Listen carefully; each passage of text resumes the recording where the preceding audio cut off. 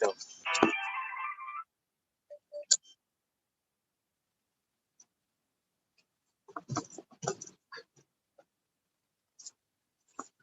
Hindi ko alam kung saan ang pagyan.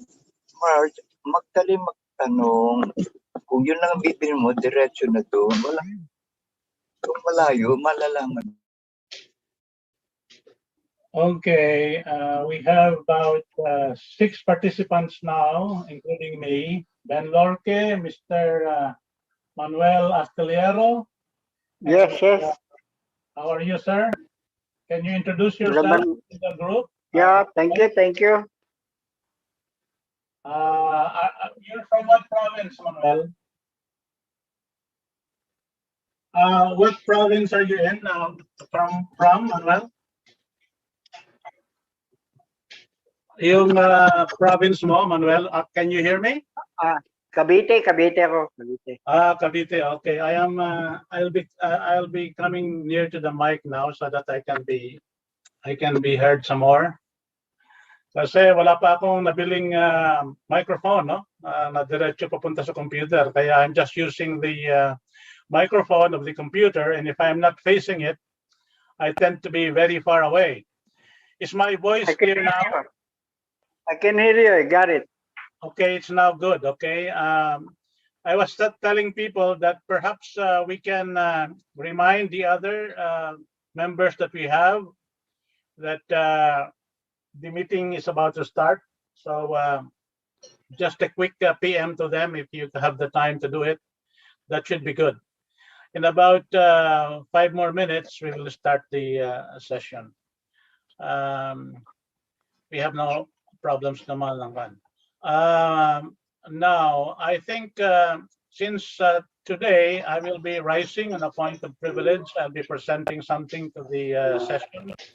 I will ask Ben Lorque to chair, and I think I will put him as a co-host right now so that he can chair it and conduct the meeting. While I take the floor to deliver my point of privilege. I will do that right now. I'll try to configure the stream so that I can make Ben Lorque co-host. I'm not very good at that. Let's see, what I can do. Supposedly, I can do this, okay?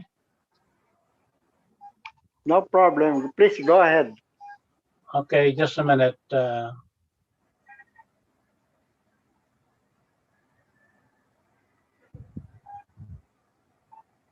Okay.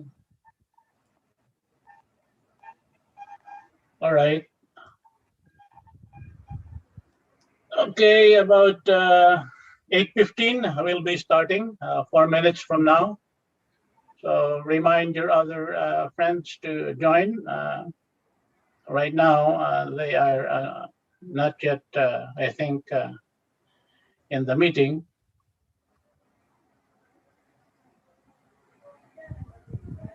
Okay.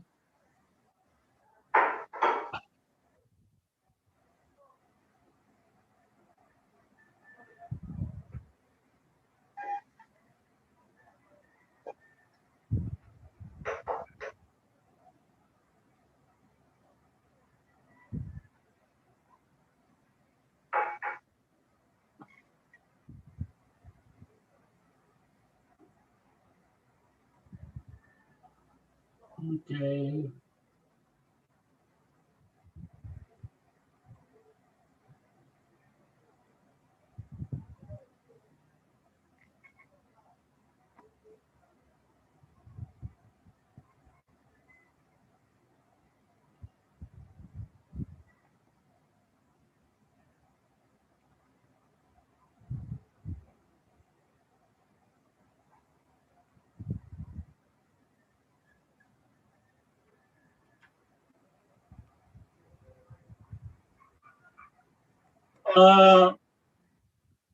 I think Vicente Domingo requested that he also would like to present something to us as a privilege point, but he's traveling right now to the Zambales area. He said that he will try to connect from there. If he has a connection, he would like to talk about agricultural policy. Before that, I'll be presenting and giving the chair right now to Ben. Ben, you will now be acting as the presiding officer. I will have to go to the floor, and I would like to rise on a point of privilege.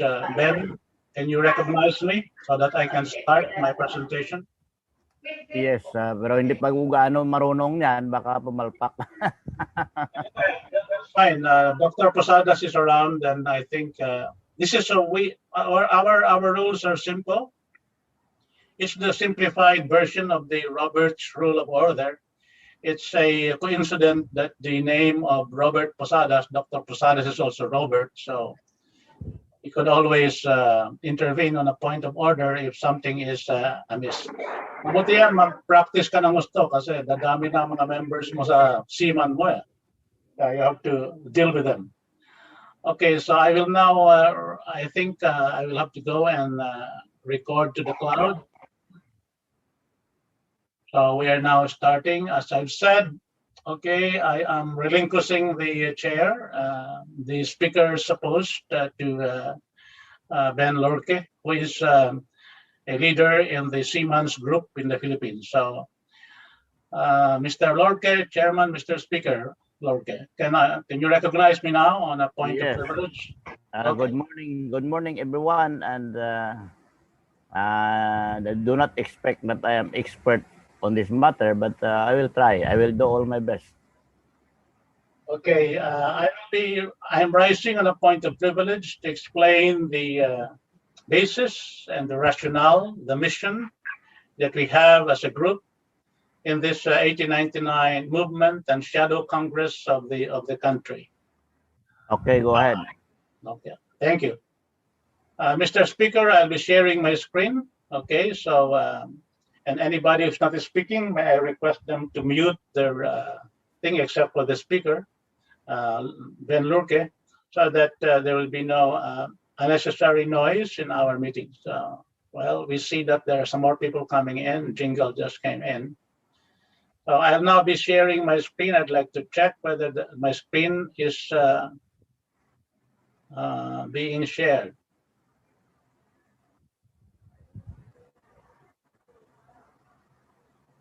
Okay, is my screen now being shared? Yeah. Okay, can you see my screen? I just put up the PowerPoint presentation with the title, "Are you part of the solution or part of the problem?" Everybody sees this panel, this screen? No, I haven't seen it. I can see it. You can see it right now? I can. You can see it now? No. I cannot see the screen. No, sorry. Okay, is it being shared now? No, still no sharing.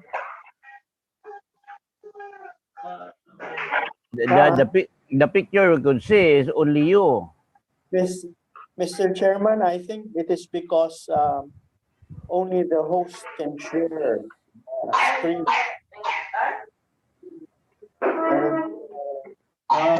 What is the problem? Why can't I share it? Because you're no longer the host. I think I can still share. Now you can see it. Now I can see it. Yeah, we can see it. We can see it now. Oh, you can see it now? That's good. Okay. That's fine.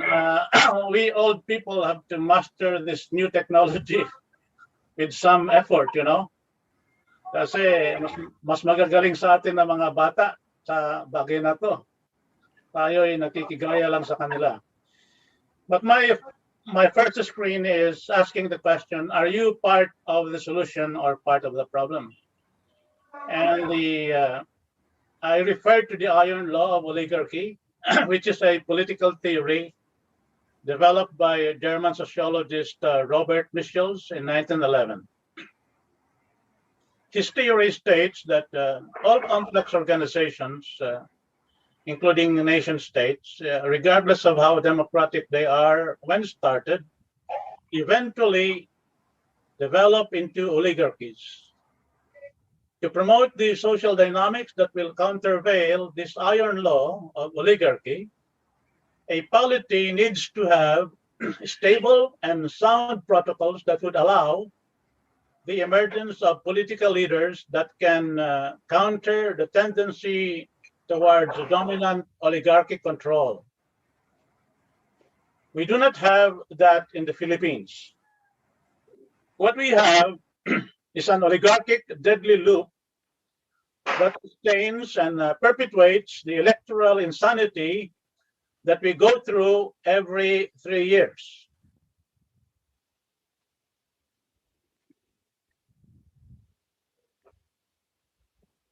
In the next slide, which is now a flow chart, in effect, you would see the arrows that are circular. At the northeast corner, it says rent-seeking oligarchs pay off election cheating syndicates. And then it moves to another flow process. This cheating syndicate subject COMELEC to regulatory capture. Then it goes to a process of this COMELEC cheating syndicates manufacturing sets of elective officials according to preferences of the oligarch masters they hire out to. In turn, these manufactured elected officials provide rent-seeking opportunities like corruption to their oligarch backers. And it goes ahead and they flow into a process where the oligarchs extract inordinate profits through control of public utilities and other opportunities provided by the elected officials in their packets. And it goes into another southwest corner saying this process, the oligarchs again prepare their war chest derived from this inordinate profits for the next election cycle. And this vicious circular flow is sustained ad infinitum. This is the situation that we find ourselves now. And we have difficulty getting out of this because those who are now presenting themselves as leaders of the nation, prospective candidates for the presidency, they don't talk about this vicious loop. They present themselves as, we are the better man to do it. Like I heard the presentation of Senator Gordon the other day to his, somebody should please mute.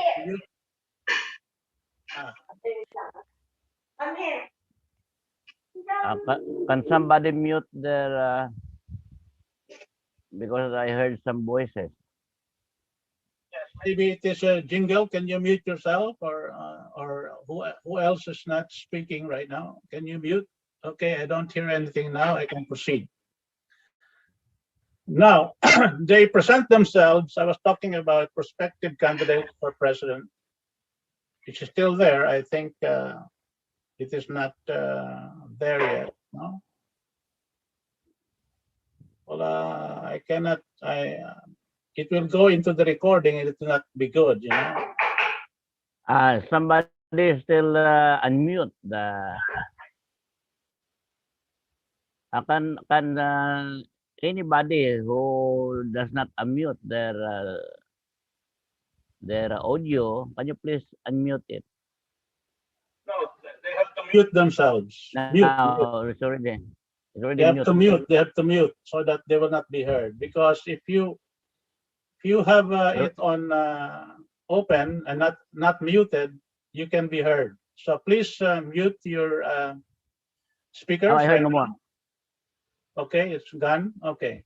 No more. So going back to this loop, I was saying that this loop is a continuous loop which is not interrupted by the election cycle, because the election cycle itself was captured by this vicious loop controlled by oligarchs in combination with mercenary COMELEC syndicates. And I was saying the candidates presenting themselves operate within the loop. They do not get out of the loop. They just present themselves as the better person to cooperate with these oligarchs. That they are also promising to do some change, but as we have seen in a system like this, people like that, good people like that, are swallowed by this system, and they have no chance, after all, of promoting whatever changes they are espousing. So we are in this situation right now, and we have a problem. And the rational response is to find a solution. And that is why we have groups like this, and we are gathered in this Congress today to discuss this problem and to find a solution for the morass, the political insanity that we are in. So what is Duterte doing? That's Duterte. Look at him. This was a cartoon I borrowed from the Manila Times. Look at that. He is there, giving him the benefit of the doubt. He is ardently trying to balance things. But I think right now, he has just been overwhelmed by what he has to deal with. He's balancing between the US and China. He's balancing between healthcare and the economy. He's balancing between the oligarchy, Too Big Ilaw, Telco, and the people. He's balancing between Sara and Bongo, who is in continuous intramurals. He's balancing between COMELEC, Smartmatic cheaters, padded voters in the millions, and the ambitions of his chosen presidential successors. He's also balancing between rationality and insanity in this political system of ours. So being overwhelmed, dead man na lang siya. That's the easy way out. It seems to be like that. Sabi niya, pagod na ako, alis na ako, kayo na lang.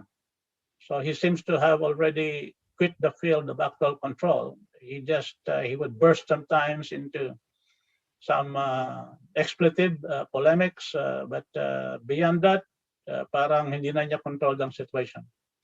The COMELEC situation that's talking about is also exemplified by this meme. This is apocryphal. We don't know if this conversation took place, but this shows you how top-notcher positions in the Senate with the existing padded million voters are easily manipulated. And you see here Cynthia Villar, the recent top-notcher in the Senate elections, asking James Jimenez, bakit ang boto niya mas marami kaysa botante? And the reply, of course, is kasi ma'am, sobrang malaki ang bayad niyo sa amin. Yan ang kalagayan ngayon. I understand, and I think our chairman, the Speaker Ben Lorque, can attest to that. When he was running for party list, he had to have 35 million to bribe this COMELEC syndicates to be able to get registered and win a seat in the party list Congress. So most of this party list are known by a lot of people in the Congress as being manufactured by the COMELEC. You get a congressional seat for a fee, and the going rate is about that. According to Speaker Ben Lorque, it's about 35 million the last time he was charged and assessed for a fee. So this kind of situation it explains why our civilian elected tribunes always protect the interest of the oligarchy rather than protect the interest of the people. So you have situations where in this Congress tries to redefine public utilities into public services so that they can invite in total foreign control of these services. This is the proposal of Congressman Salceda, who is saying that, hey, mas mabuti pa para mas efficient ang ating public utilities, let us invite the foreigners to do it. So it looks like a proposal that is jumping from the frying pan to the fire. But who cares? They are not beholden to the people. They're beholden to the oligarchs because the oligarchs provide them the money to win their elections. So it's a vicious cycle that was explained by the loop I just presented earlier. So what are the innards of this thing? Of course, we have to show evidence of what we're talking about. So this next slide, which you're looking at now, is showing us the padded votes in the elections that happened from 1987 onwards to 2019.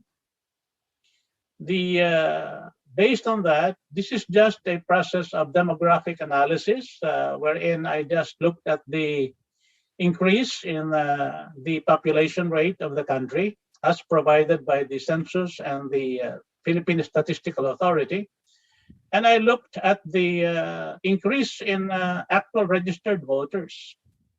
And you will see that those red rows have problems because in those red rows, we have a lot of padded votes. As I'm pointing out, it was about only 1.5 million in 1992, but it rose up to a minimum of 12.8 million in 2019.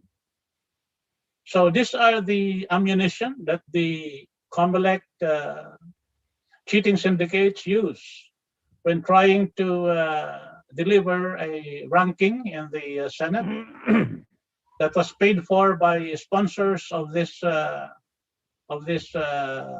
senators vying for office. That is another problem of our political makeup. We have a Senate that is 24 senators, and this was already 24 senators at the time when the Philippines only had 9.5 million people in 1916. Now it is more than a century later. We are now 110 million people, about more than 10 times the 9 million before, but we still have only 24 senators. If we go by proportionate ratios between population and the Senate seats, it should be around 84 senators right now. At the same time, this problematic situation of this dinosaur Senate had been compounded by the fact that they reverted from senatorial districts to national district representation. Maybe that national set was sort of doable at the time when we have less population. They did that during the Commonwealth period, the period when Quezon made that change. But now that we have 110 million people and we have 60 million voters to present your case to, it becomes an impossible task for the senators to run for office on their own resources or even of their own circuit of friends. They have begun to rely on oligarchy sponsors to be able to do this national campaign and get to a position of the Senate. And since the Senate is too narrow, just 24 people, any oligarch that bets on a senator will surely be able to exert influence on policy because of the lack of people in the Senate right now. Even opposition senators are chairing committees, which is really problematic because you cannot now pinpoint responsibility of who is handling the policies of the nation, which emanates from the Senate because they are a national policy-making body. Kasi wala na silang tao, konti-konti lang sila, kahit na opposition ka, may chairmanship ka pa rin ng committee. Okay? So that is not good. Supposedly, a majority decision has to be made so that it's very clear that there is a majority in charge and that if things go awry, then the people throw them out in the next elections. This is no longer so in our Senate. Our Senate is so confused. It's just a personal fiefdom of egotistic personalities who are always bragging that they are a republic unto themselves. And that's a lot of bullshit as far as the Philippine interest is concerned. So that Senate has to be discarded, has to be remade, and has to be changed. And the Bayanihan Constitution Commission, which made some proposals, have expanded the Senate and reverted back to senatorial district elections. And the senators don't like that because their egos as potential presidential contenders would be bruised, and they would not like to have that anymore. Kasi ang tingin nila, pag magkasenador ka na, that is stepping stone to a national constituency that will propel you to the presidency. That's kabuang talaga ng ating political system. But going back to this thing, I'm showing you here this process of vote padding. And 1987 was relatively clean because at that time we just had a process of what you call the People Revolt in EDSA, although it might be a misnomer. But at that time, Roman Felipe made the effort to clean up the voters list. So we had a relatively clean election in terms of voters during the 1987 elections, senatorial elections. That's what was that was what was held at the time. But in the subsequent years, you see an addition of 1.5 million votes, and then 4.7 million again in 1995. That was because of the effect of the very narrow victory of Fidel Ramos over Miriam Defensor, and a lot of people said that Ramos was not really the winner of that election. It was Defensor. And so Ramos, in his cohorts, padded the voters list in 1995, so that they will get a majority in the Senate election, the midterm Senate elections. And this was when the infamous Dagdag Bawas came in, and the most prominent victim here was the late Senator Nene Pimentel. Now, what happened between 1995 and 1998? Ramos had the ambition of trying to run again as president. So he initiated the PIRMA. In the PIRMA, you are required to have 3% to amend the Constitution in each congressional district, and a total of 12% of the total registered voters of the Philippines.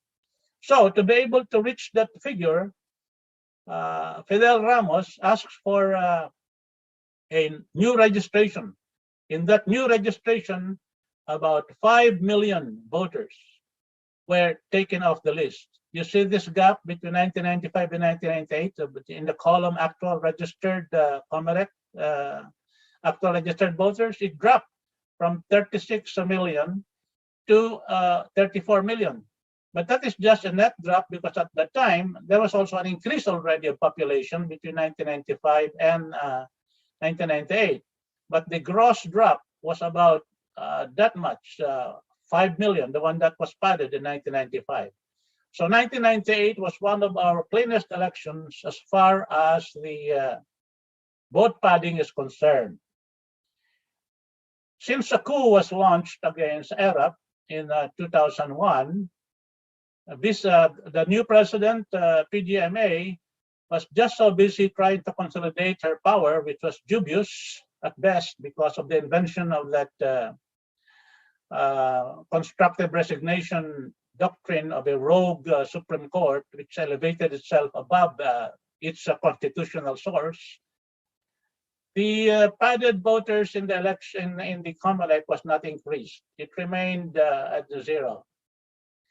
But then Gloria appointed Ben Harabalos, the very notorious Abalos, who was involved in that China deal, there's NTE, CTE deal. So what happened was that at the time, everything that Ramos took out in 1995 inadvertently because of his ambition to be re-elected was put back in 2004. So we see now again 4.8 million voters padded here. And that was when a very popular Fernando Poe who was more popular than Joseph Estrada, lost to GMA.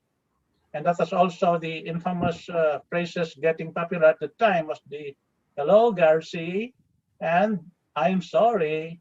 Those are the very important phrases that became so popular at this time because of the cheating that happened in 2004. So now we go forward. This from 2004, 2007, you see all of those recorded added voters there.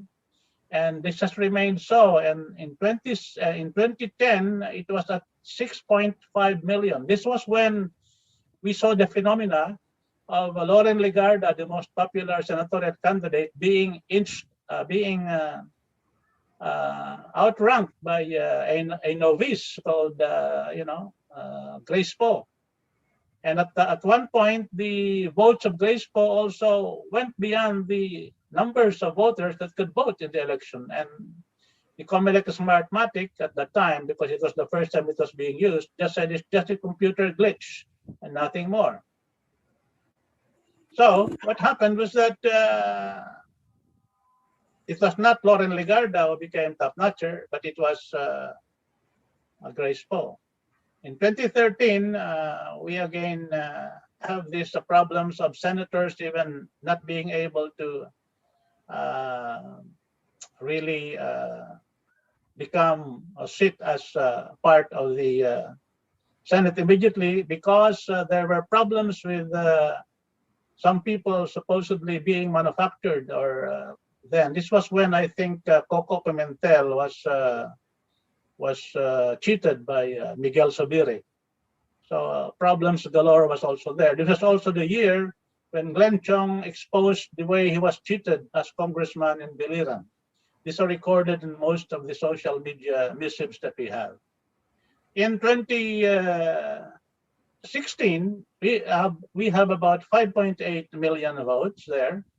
And according to the anecdotal recounting of things during this presidential election, Duterte almost had 21 million votes, and this padding arsenal was not able to cope with it. So the only person that they cheated at the time was Bongbong Marcos, whose actual margin over Robredo was only about 2 million. So the padded voters list was put to use, and the rest right now is history wherein Bongbong was cheated. And the cheating went on into our electoral grievance system, and it took 5 years to hear that case, and then they just destroyed it and put it away on a technicality. Now, what happened in 2016 to 2019? This was when a massive padding of the votes was done by Sharif, the current Comelec commissioner now, chairman. During this period of time, if you look at the population column from 2016 to 2019, our population increased from 103 million to 107 million, or roughly about 4 million only, right? But if you look at the actual registered increase, the row, our actual registered voters increased from 54.4 million to 63.65 million, 66 million. Well, you see, while our population increased by only 4 million, our registered voters increased by 9 million. How was that? Whenever there is an increase in population, you put cohort analysis on that, and you just count the 18 years old and above who can actually register. Those are the expected registrants. And the expected increase in registrants is just about 2.7 million based on the 4.0 or 4.2 million increase in population. So this whole thing shows a padding of about 6.3 million, net padding of 6.3 million, what happened during 2016 to 2019. And so whatever you speculate, that padding is there, and that has happened. So now, this is the way it is. This is the way the COMELEC uses this as ammunition, this padded voters, to do it, together with this Smartmatic capability.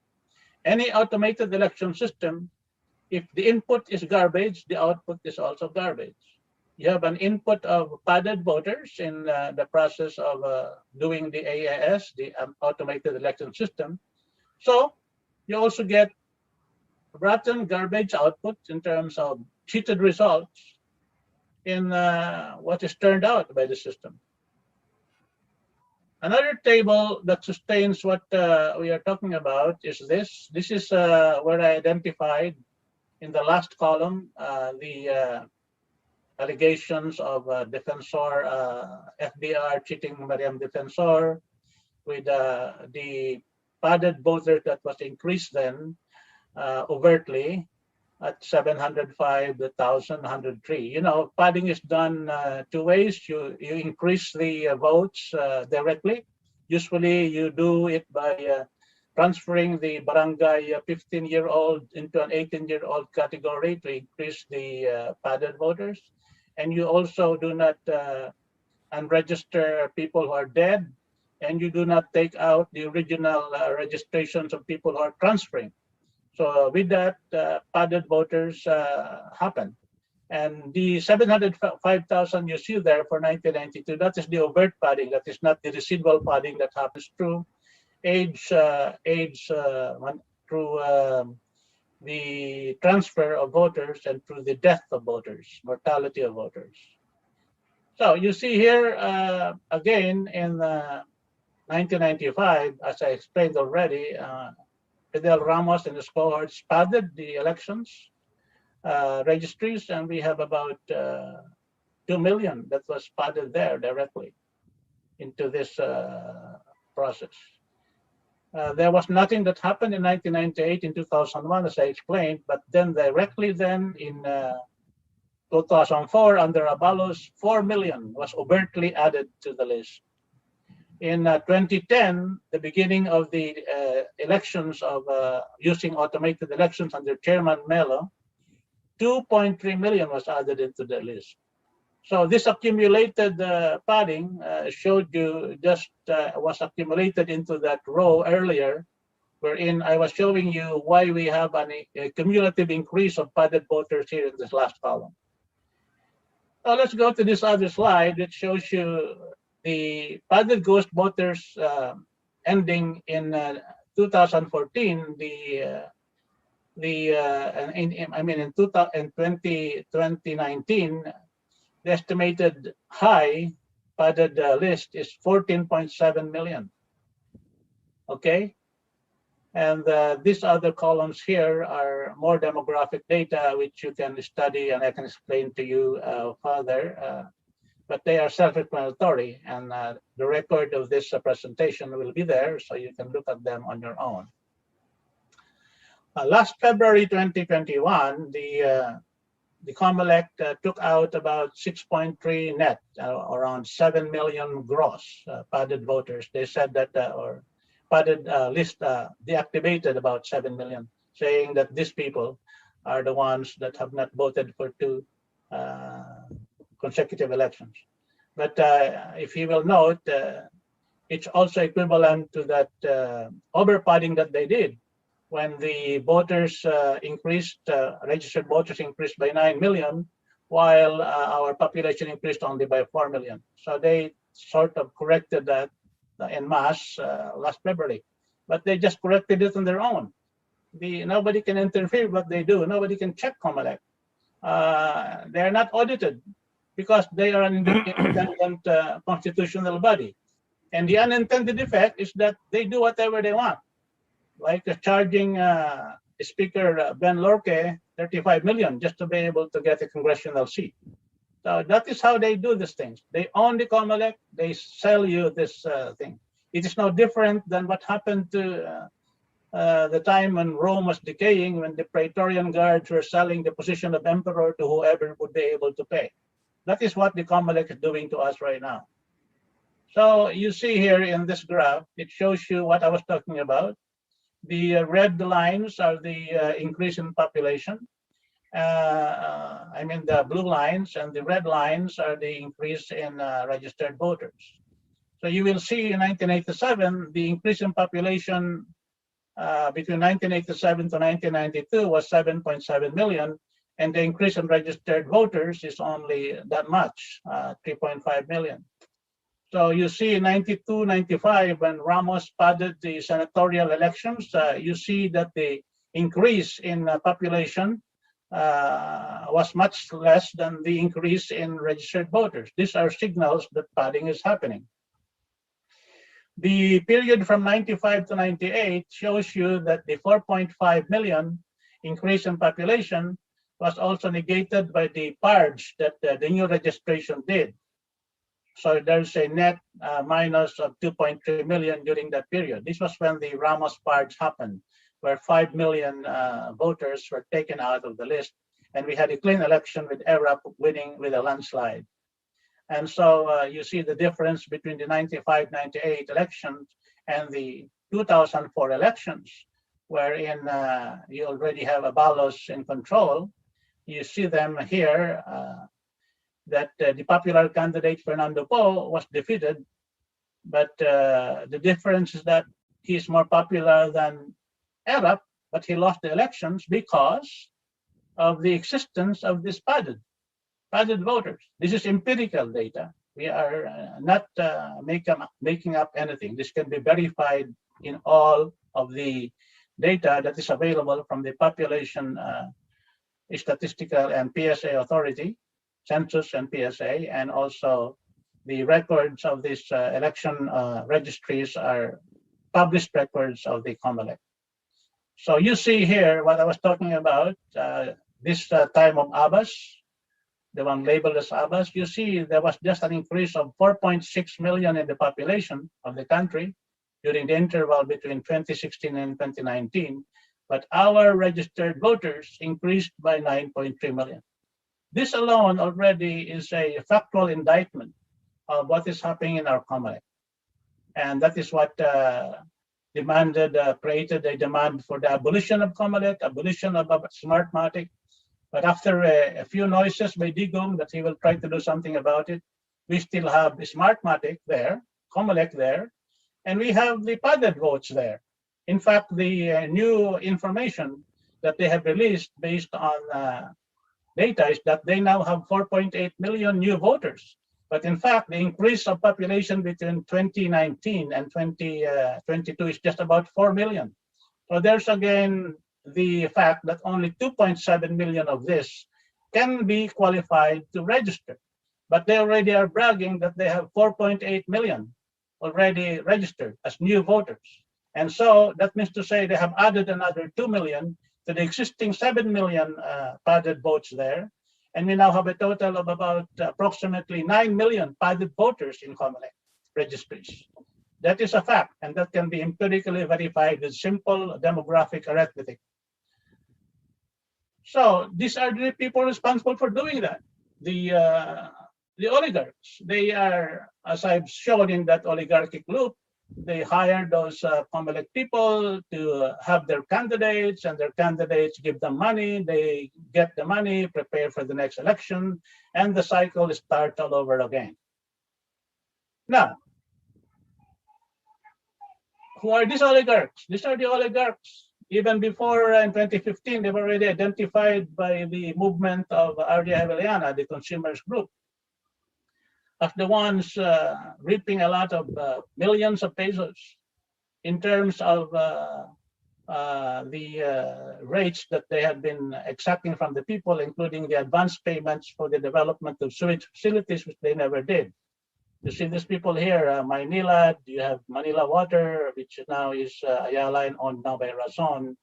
And then you have these other groups also now coming in, like Prime Water, and that's it.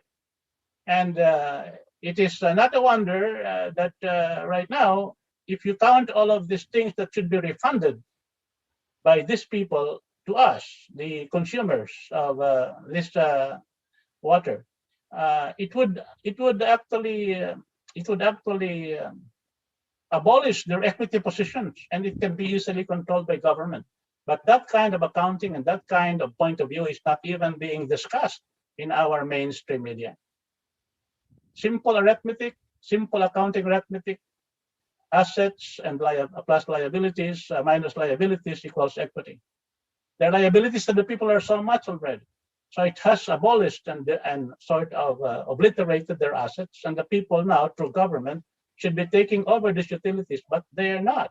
Why? Because these oligarchs control the policymakers in both the executive as well as in the Congress. You know, Congress passes the laws favorable to them, and then the executives under their control, who are just some of them are their own employees that become cabinet members, who are responsible for creating IRR, implementing rules and regulations, make sure that this doesn't happen. So that is why we see that this country of ours is actually something like enemy-controlled territory, and the enemy are the oligarchs controlling this process of rent-seeking, this process of controlling what we should have as a people, which we should benefit from. This is happening in the public utilities sector, and this is happening in the natural resources sector, where they exploit them without giving us, the stakeholders, any part of the exploitation. That happened in Malampaya, exploitation of the Malampaya resources. And it was tragic that although our constitution says we should have 60% of it, the actual sharing of control and profit was just 90% for them, the foreign-sponsored oligarchs, and only 10% for the government. That is really shameful. With friends like that in government and in the foreign investment sector, who needs enemies? So, proceeding further, let's look again here. This is the statement released by Puno. He said that it will take more than quiet words to change this status quo, protected and secured by political dynasties who will not yield their monopoly of political power and the economic elite that established a new monarchy, the monarchy of the moneyed, and will not, never give up their throne. That's from Renato Puno. A very similar quote comes from Mao Zedong. A revolution is not a dinner party, or writing an essay, or painting a picture, or doing embroidery. It cannot be so refined, so leisurely and gentle, so temperate, kind, courteous, restrained, and magnanimous. A revolution is an insurrection, an act of violence by which one class overthrows another. Yes? Ratan, ay, YouTube na ratang kay ganyan. Karnikat. puta, nadala po, nabutan na ka. Please mute yourself as you come in. Please mute. Diba? White na eh. Puta ka naman ka rin, ilaw, puta, sa kirap na. Baka naman. Yung bagong Someone pumasok, just came in and is not muted. Maraming bukas. Ano yung gatang manok eh. Alin lang, bukas ng rami. Attention of the Ano room. kinakami mo pong netong ni Aljon po? Ano palakihin yan?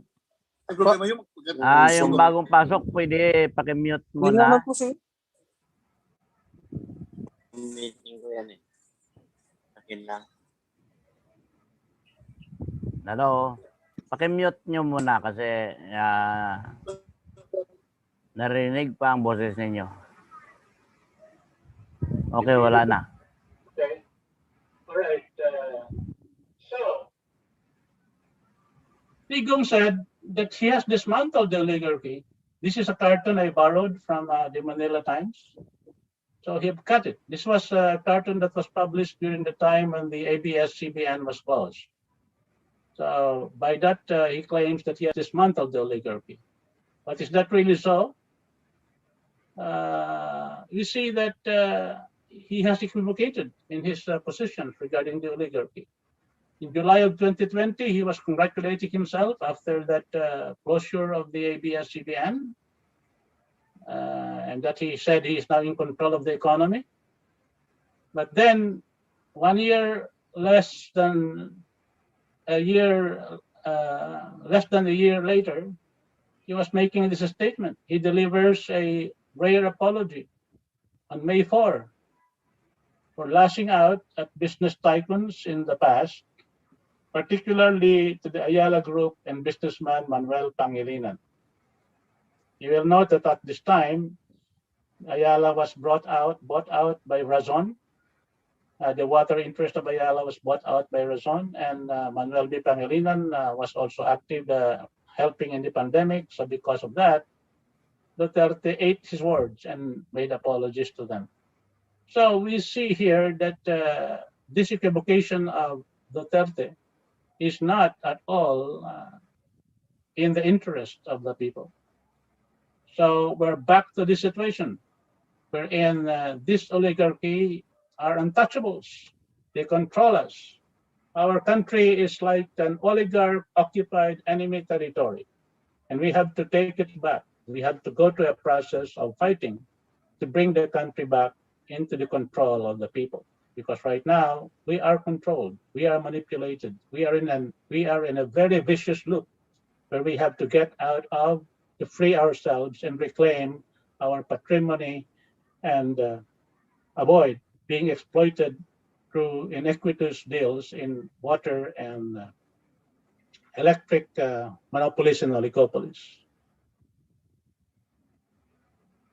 So, do we have to resort to the gun? We have to ask the military to intervene because elections has been suppressed. We cannot do things through elections. Our elections has been a Mickey Mouse election process. Our local elections have some credibility because some degree of control is maintained by vigilant local people, especially if they are not totally dominated by a political dynasty. But in other areas, because of the proliferation of political dynasties, it's almost the same.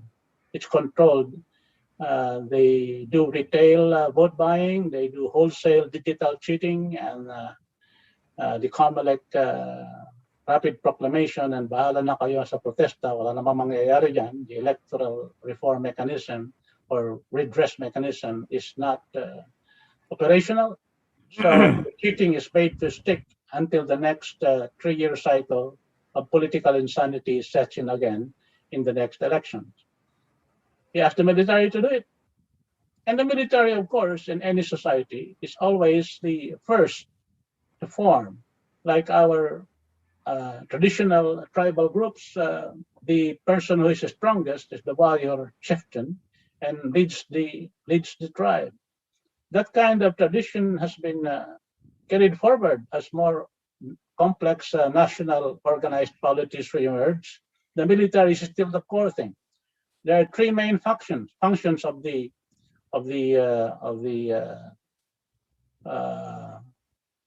society, of a state, to be not a failed state. It should be able to defend its territory. It should be able to have logistics, finance, and provide the subsistence and nurturing of life for its people, food and everything else. And it should have a foreign relations that is strong enough so that it can align with friends and fight foes together.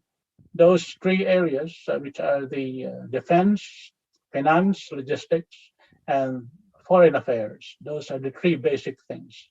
But foremost on that, without the military, we don't have a state. And we have experienced this in 1898, when our military was defeated by American intervention. Our republic folded up, and our constitution, the 1899 Constitution, which is the hoary constitution, a fully sovereign constitution created by a free people, became silent. But it has never been abrogated. So, what do we do with this legislation? We know that the basis of civilian supremacy over military authority are clean elections, but we don't have them. So we're asking now, in 2022, if the Philippine political class condones and abets this coming rape of our elections, then the army must correct it. In their role as constitutional protectors of the people, the military should demand a COMELEC digital audit by COA because of the presence of millions of padded voters in COMELEC registers. Our automated election systems, just like any computer application, will have a garbage in, garbage out situation if the cleanup of our election registries is not done, and our electoral sovereignty will be raped again in 2022. It is to protect the people from the impending assault on their untrammeled election voting rights in 2022 that justifies the demand for a voter registry cleanup by the military.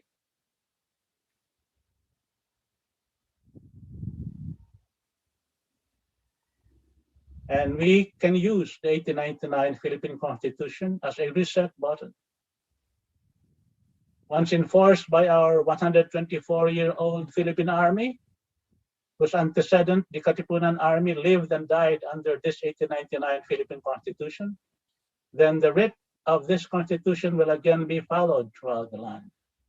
It provides us with a legal interregnum to be able to do a process of transition peacefully to a new ordered system where the COMELEC will be curtailed and abolished, where our senators will be put in proper place because we now have a federal parliamentary setup. And this gift from our forefathers should be taken advantage of by our people right now. We have legal luminaries like this guy, Aldo Tangpol, who argues that the Philippine Constitution is alive and binding. We have Melchor Magdamo, who says the same thing. And our legal professions have to be educated. They have to recognize the fact that their jurisprudence does not end as a penultimate reference to the 1935 Constitution. The 1935 Constitution is an American puppet constitution imposed on us. It was signed by Franklin Delano Roosevelt with Manuel L. Quezon just being a photo bomber during that signatory ceremonies. The Laurel Constitution is a puppet constitution of the Japanese. Please mute, please mute.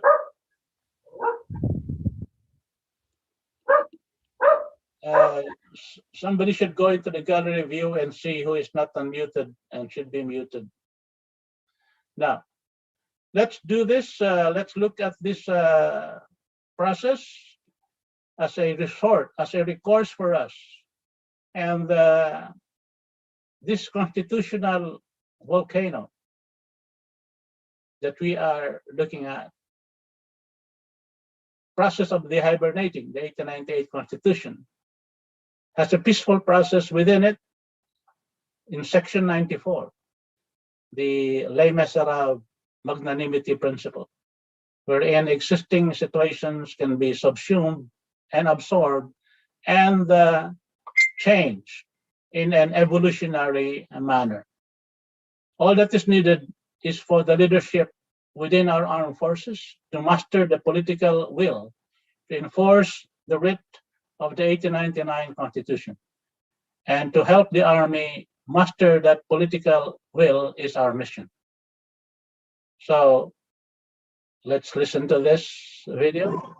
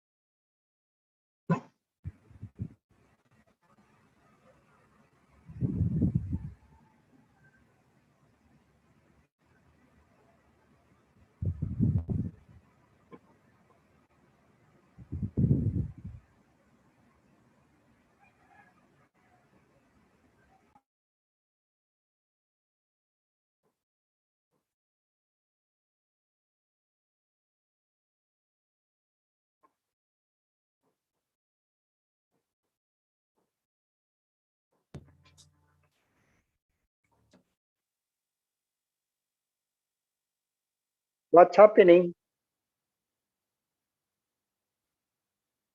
Ben Lorque, what's happening? The video being shared. No, the video does not have. Okay.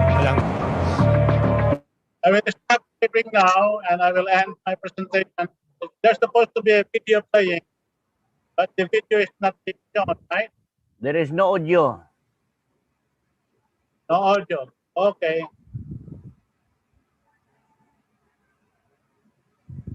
Yeah.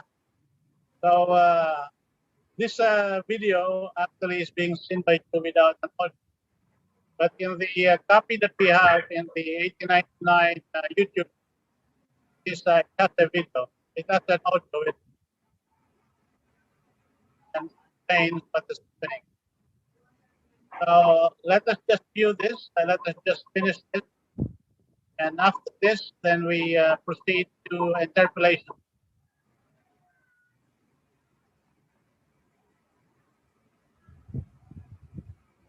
So calling for a resurrection government under the 1899 Constitution so that we can reset the country, abolish the COMELEC, have new elections under a different electoral body in our Constitution. So you see this process, it will be something that we can cut short if you would like to go into a process of interpolation now. I will stop the sharing and I can now, Mr. Speaker, entertain questions.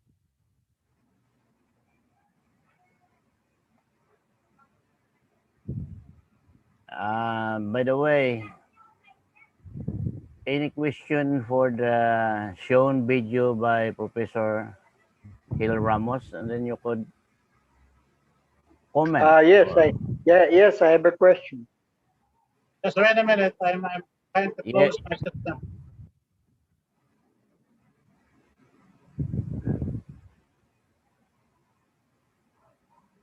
So Ben, you're opening table for questions? Yeah.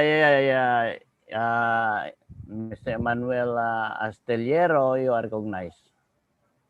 Okay, ang tanong ko kay Gil Ramos, ang strategy na sinasabi niya is to master the military to effect changes in the COMELEC.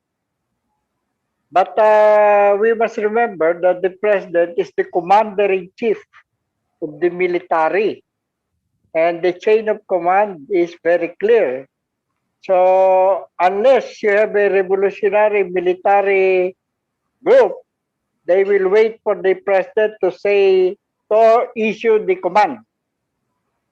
Yun lang. Thank you. Professor Hill? I think that's true. The military is under the commander-in-chief. That is why the call is on the military, and that includes the call on the commander-in-chief. Now, the military structure has a hierarchy.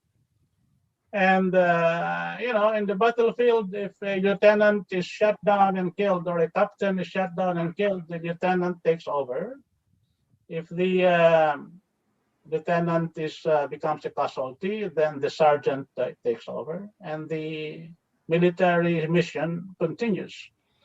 We're not talking about the death of Duterte here. We're just talking about his incapability to perform what he has to do as a duty as a protector of the people. We are outlining the conditions of persecution and assault on our electoral sovereignty that is happening consistently, not only in one election, but in several elections. And we have empirical data to back it up. So as a response, we're calling on them to do that.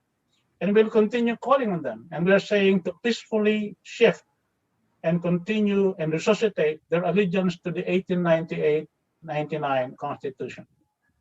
Through that, we are able to abolish COMELEC, we are able to reset things, and we are able to renew our process of governance.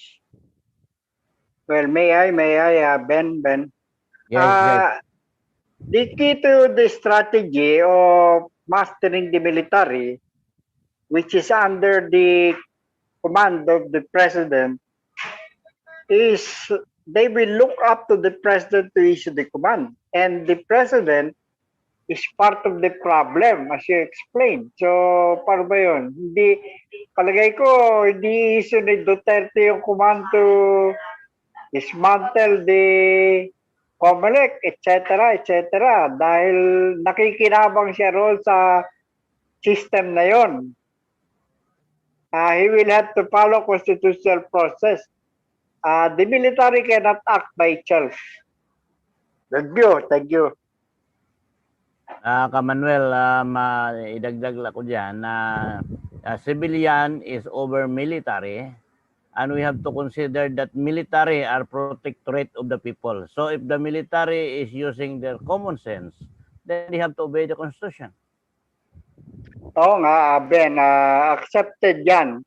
But remember that the civilian command of the military, the expression of that civilian command is the president. The president is not military, he is civilian.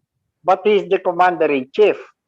At kung nakikinabang ang presidente sa sistema na dinescribe ni Gil Ramos, bakit i-issue ni Duterte yung command sa military to dismantle the COMELEC? I don't think he will do that.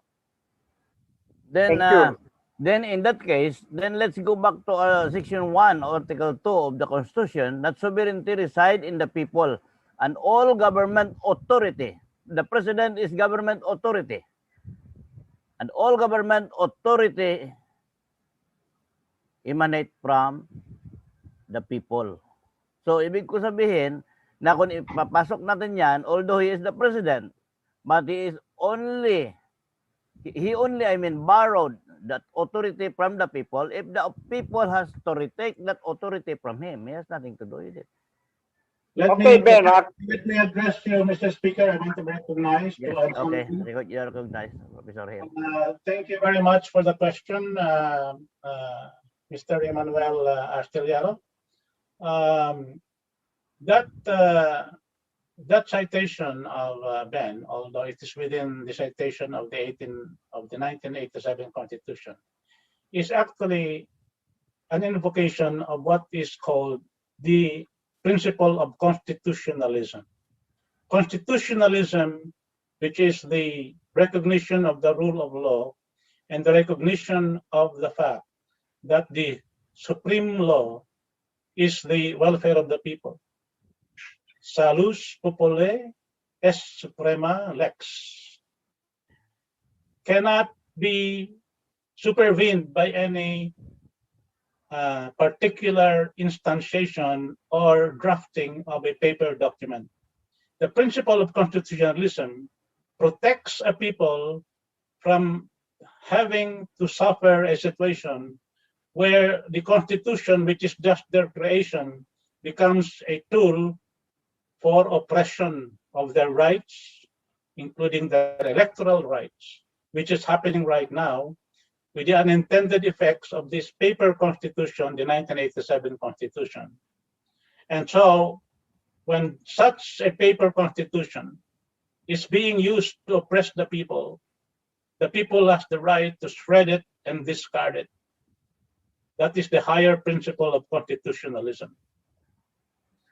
Our forefathers in 1898 were the ones who introduced constitutionalism in Asia, the first ever to declare a republic under constitutionalist principles.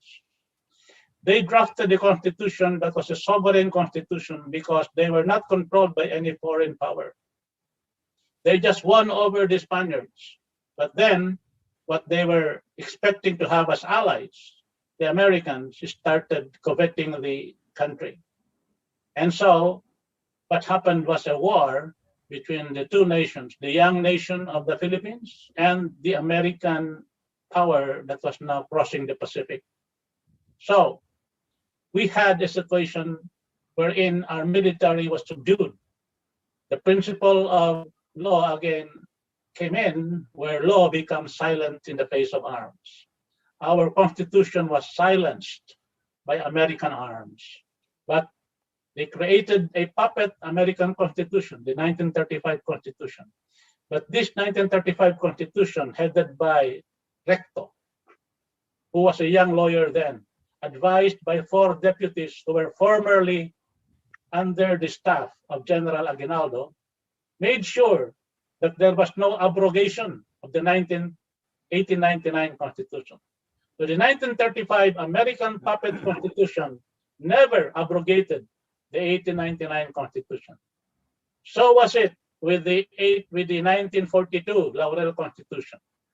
And later on, Marcos put up a 73 Constitution, but it was a transmogrification of the 1971 constitutional draft of the 1971 Constitutional Assembly. So there were some political questions and legal questions about it. The 1987 Constitution is an American protectorate constitution because Cory would not have been able to declare a revolutionary government if Marcos was not abducted by the Americans into Hawaii. And again, this was proven in 1989 when Gringo and Enrile had a coup against the government, and they were able to control all Philippine military assets. But then the acting president, Dan Quayle, authorized overflights from Clark of American superior air forces, and it shut down, I think, our capability to resist them by shooting down one of the Filipino fighter pilots who faced them despite uneven odds. So this was the situation that we are in. And then going forward, in 2001, this 1987 Constitution, which was supposed to have been ratified by the Philippine Republic, by the Filipino people, has actually been broken when the coup against Arab was launched. In the 1987 Constitution ratified by the Filipino people, there are very explicit statements on how to replace a president, only by impeachment. A rogue Supreme Court under Hilario Davide created this doctrine of constructive resignation and has imposed it on our people, in the process destroying the 1987 Constitution. And you know, a constitution once broken cannot be put together again. The rogue Supreme Court, which rose above the Constitution that authorized it, was really subverting that process. Since that time, our Constitution has been honored, this 1987 part has been honored in the bridge rather than in the has been honored in the bridge rather than in the observance.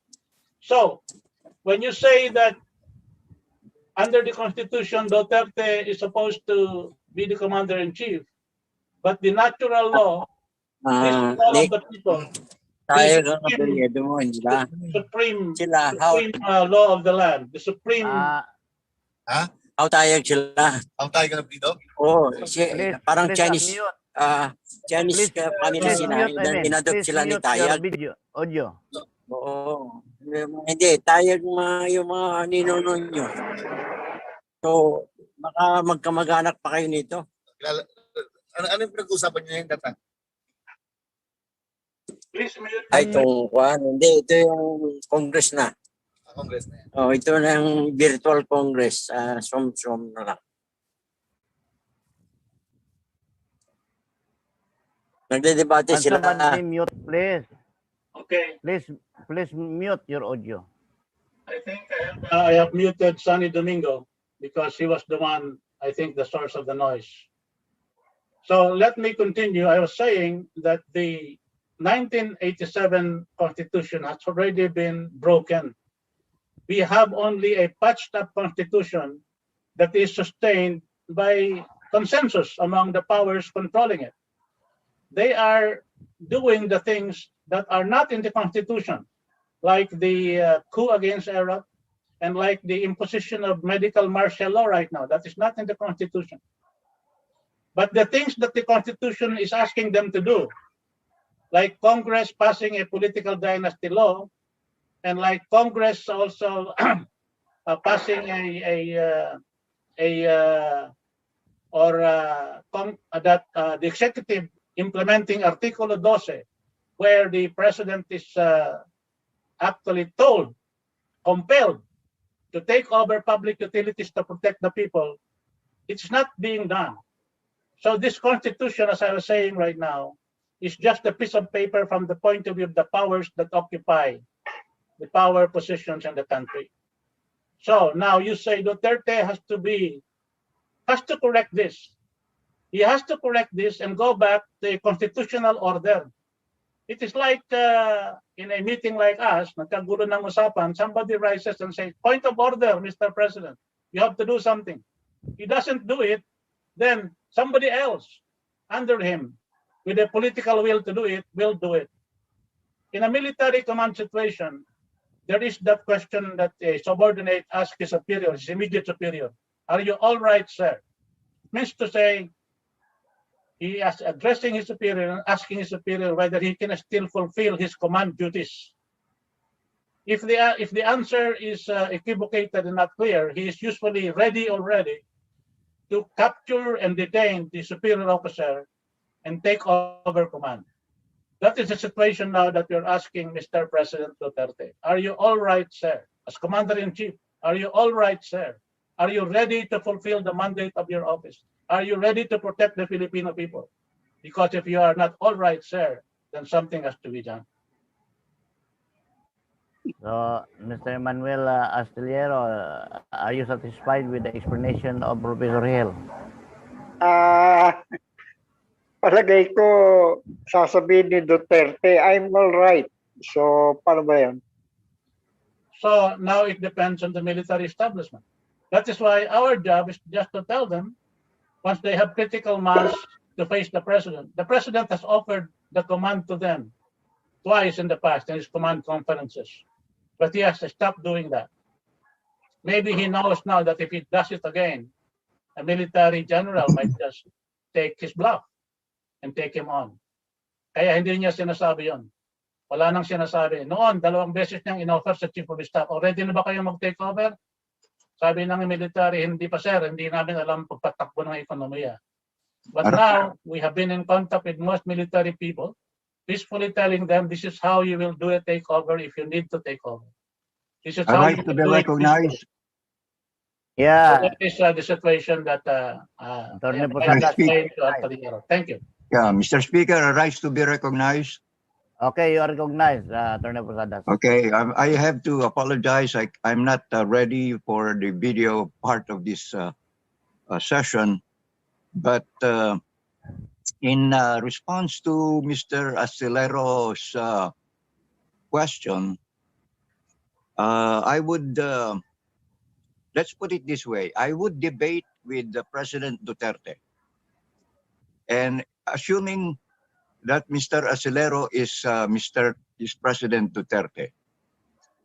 So I would establish the line of discussion with President Duterte by starting, Mr. Astilero, please, if you have a piece of paper, just kindly put down 1899 Constitution as a first point, Mr. Astilero. And you have a very good question, and this gives us a chance to more or less establish a line of discussion on the constitutional, legal, and political process.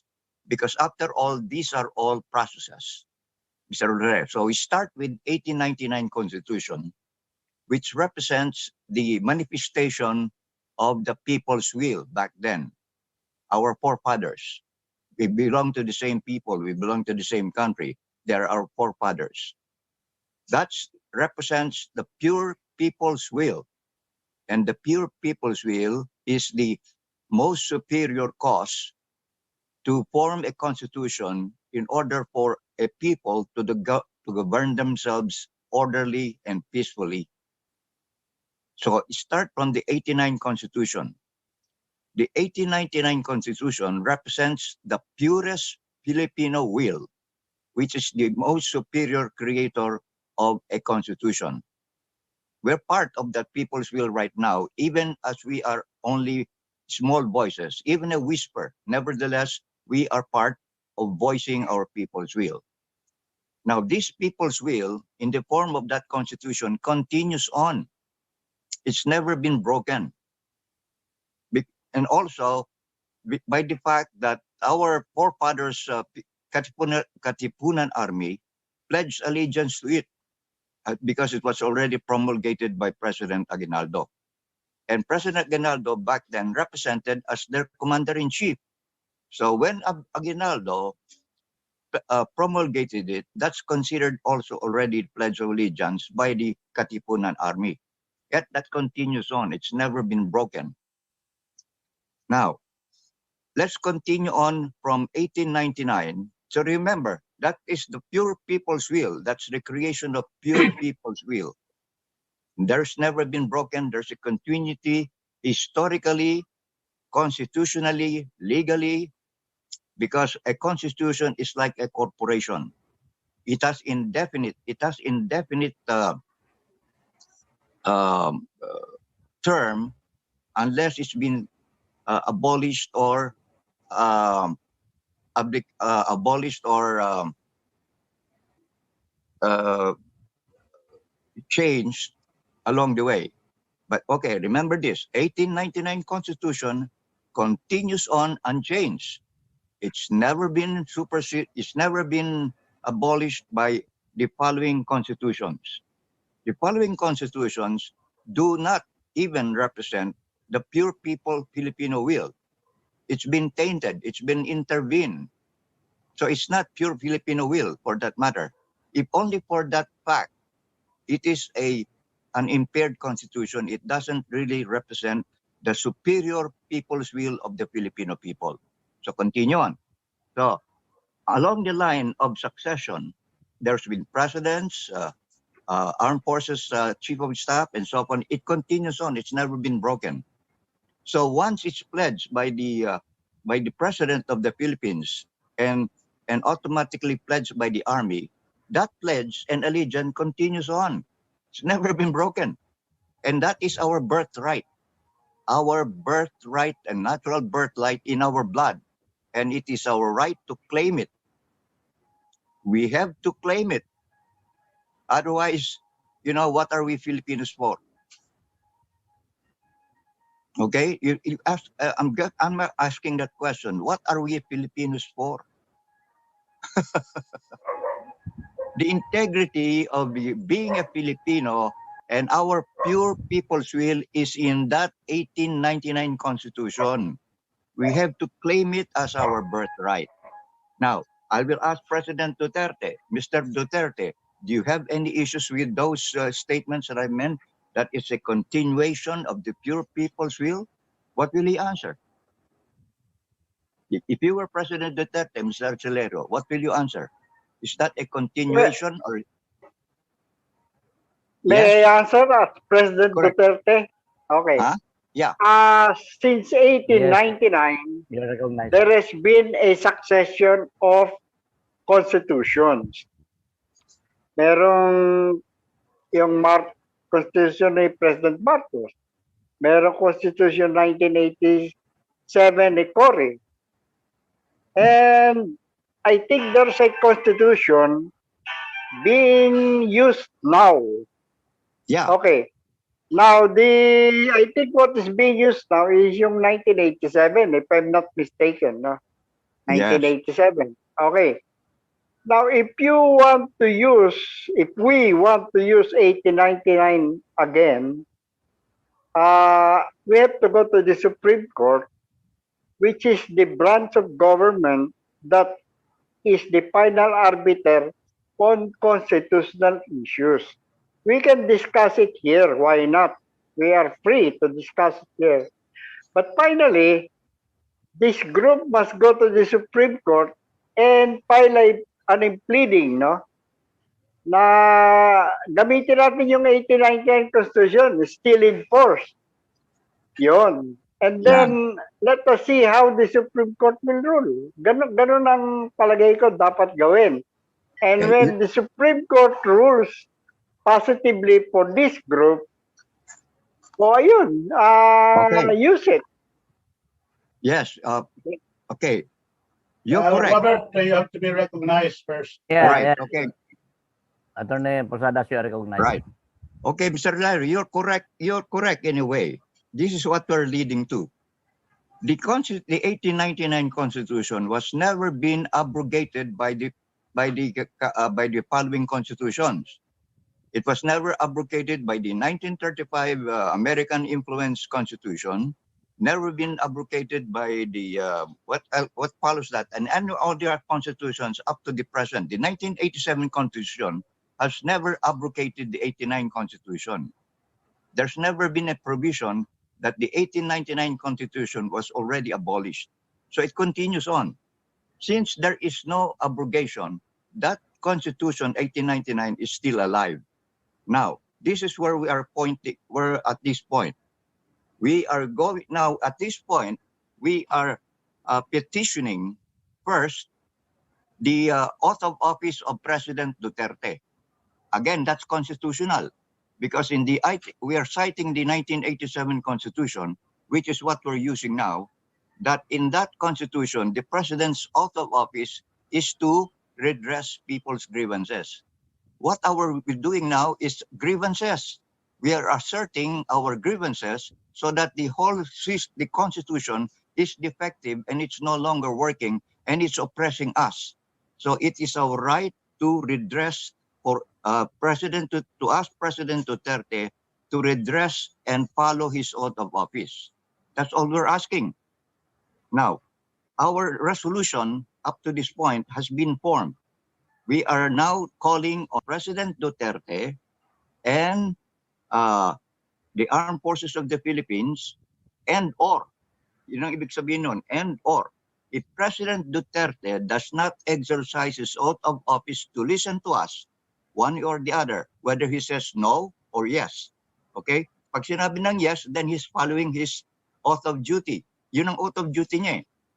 Pag sinabi niyang no, then he is in the dereliction of his duty, not even to listen, not even to consider. Ang ibig sabihin naman now the armed forces now has the right because they already pledged allegiance to enforce that constitution, so they will have to enforce the constitution as it is now. Now, if ever there is a conflict between President Duterte and the armed forces of the Philippines, we can go to the Supreme Court.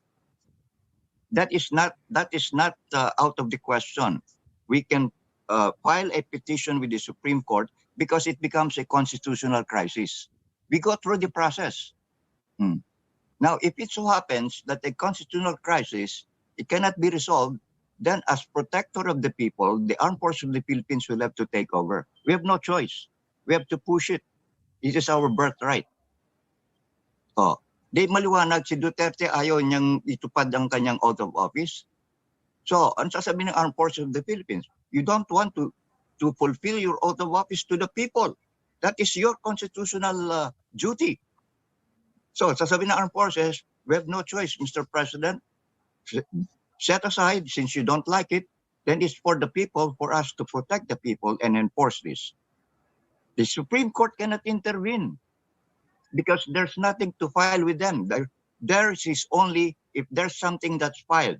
For all you know, President Duterte may go to the Supreme Court and challenge the armed forces of the Philippines. Okay, bottom line is there's a constitutional conflict, but it must go on to replace the present system, which is so defective and so oppressive that people don't like to stay in that kind of form of government anymore. And here's one thing that we are doing now. What we're doing are all the effects of oppression and defective constitution. The defects of the 1935 and now the defects of 1987 constitution. These are all the effects. The only cause that we are talking about right now is a cost to change everything completely from down up, short of a social cultural overhaul. Oh, that's what we're trying to avoid, because this can never change. In logic, again, I've already discussed it constitutionally and legally, but in logic, Mr. Celero, a substance has to be changed completely. Kasi in a substance has characteristics and features. You know, there's only one substance, but it has characteristics and features. Now, the 1987 government, its substance is so defective, it has so many defective effects that they remain as corruption and contamination.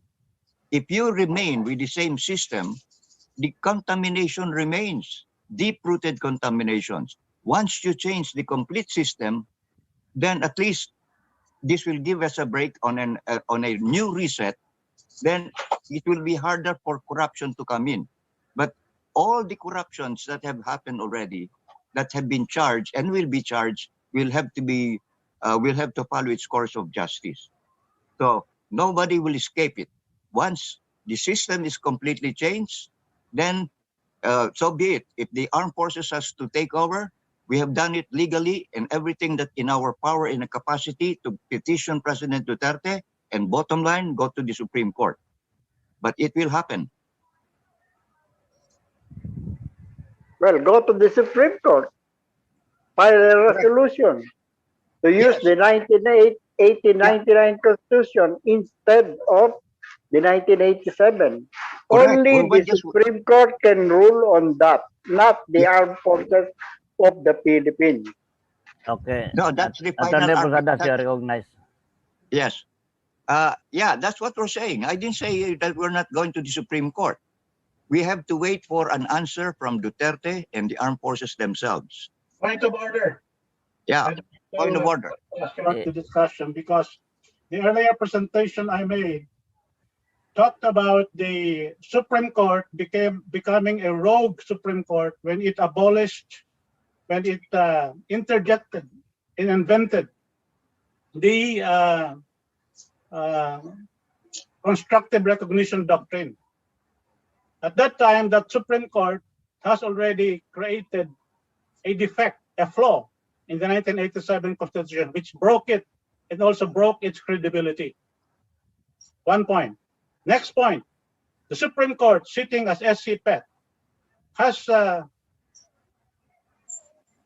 done dilatory tactics with impunity, not correcting the people's desire for a correction of electoral grievance by hearing the vice presidential protest for 5 years. That is again a dereliction of duty, which shows that they are part of the manipulative characteristics of the elite, and they're controlled also by the oligarchy. Therefore, our group really are saying that we are now pledged to the 1899 Constitution. We're asking the military to join us, because all these institutions under the 1987 Constitution have been abused, misused, and not used. So we are saying the Supreme Court is no longer the Supreme Court that must arbitrate about this, because it has become a party to the crime of killing and abusing the 1987 Constitution. Its credibility is kaput. It cannot rule on another constitution. It becomes a political question. And the political question that we are, and the political demand that we are asking the army to do, is to withdraw allegiance from the 1987 Constitution peacefully, because of this misuse, abuse, and non-use of that Constitution. And now recognize 1899 Constitution. If you're not going to the Supreme You Court, must be recognized. I have the floor. I have the floor. I have the floor. Mr. Astillero, I have the floor. You are not yet recognized by the speaker. That's how we can avoid passionate and chaotic discussions. Okay, I yield to your question. I am taking the floor now again in my statement. So what is your question? As an interpellation, Mr. okay. Mr. thank you, Astillero, thank you. recognized. Thank you, Ben. Thank you. What you're saying is you will not use the Supreme Court as an avenue to use the 1899 Constitution instead of the 1987 because they are part of the system already and you cannot get justice from the present Supreme Court. So, gagamitin natin yung military. What you are suggesting is a coup d'etat. A military will take power. No. Yes, it is. Kasi you're No. going to use the military. No. Coup d'etat. No. Coup d'etat. We are asking them Professor to Hell, you just are recognized. resume. We're asking them to just resume their allegiance as the Katipunan Army. The Philippine Yeah. Army is 124 years old. It comes from the Katipunan Army, which promulgated this 1899 Constitution. They were present in Malolos Barasawin Church when it was promulgated. We are correcting history, Mr. Astillero. We are, May I? and you see the illogicality of your saying we have to go to a Supreme Court that is pledged to defend the 1987 Constitution. How can they rule on another constitution? They cannot. It is a political question beyond their reach, beyond their jurisdiction, because they are sworn to defend the 1987 Constitution, this particular Supreme Court. That's why we cannot do that. It is an illogical move. Okay. Okay, may I, Okay. Mr. Ben?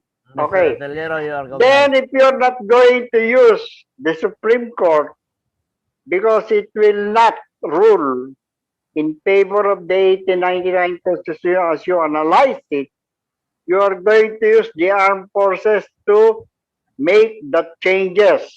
And that's a coup d'etat. You're Yeah. actually saying na let us mount a coup d'etat. Let us not use the Supreme Court. Let us remove the president. Let us abolish Congress. And let us start with the new government. Yun ang sinasabi mo. Coup d'etat. Mr. Astillero, I'd like to be recognized. may I comment on your part? Ang ibig sabihin ni Professor Hill Ramos is the Constitution is the supreme law of the land, but it is under supervision of the Supreme Court. So, what he wants to explain directly is the military as protectorate of the people has to protect the will of the people directly. And let's go back to the 1899 Constitution. Correct. You're correct, Ben. You're correct. Let me clarify. But I'd like to be recognized. Okay, Professor Hell, you are recognized. Constitutionalism is above the 1987 Constitution. Constitutionalism, which is the rule proclaiming the will of the people, and the supreme law is the welfare of the people, is above the 1987 Constitution. Once a particular constitution is used to oppress the people, as what they are doing with the 1987 Constitution, then that constitution should be discarded, and the people have to demand from their protectors, their natural protectors, the military, which is the natural protectors of any group of people, with or without a constitution, even by common law. It's always the military that the people will go to for protection. They are now calling on the military under that natural process, that natural law. Let us not be controlled by particular constitutions which are inferior to the principle of constitutionalism. So that we are saying we do it peacefully. Now, if you call it a coup d'etat, it's up to you to call it a coup d'etat. We are saying we are asking the military to peacefully withdraw this recognition of the 1987 Constitution, which has been abused, misused, and not used. Therefore, we are saying, let's go, Mr. Military, you are our natural protectors. Protect us from the impending unintended effect of this 1987 Constitution, which will lead towards electoral rape of our electoral sovereignty this coming 2022. That is what we are asking, Mr. Speaker. That is what our group is asking. Okay, Mr. Okay. Speaker. Constitution May is I? inferior. May I? Mr. Mr. Tolera, just Speaker, a moment. I yield the Just a questions. moment. Okay, I yield the questions, Mr. Speaker. I yield the Okay. floor. Okay. Mr. Speaker. Okay. Mr. Ben. Attorney Posada, Mr. Presiding Officer, may I just a answer moment. that? Just a moment. Attorney Posada has something to say. Okay.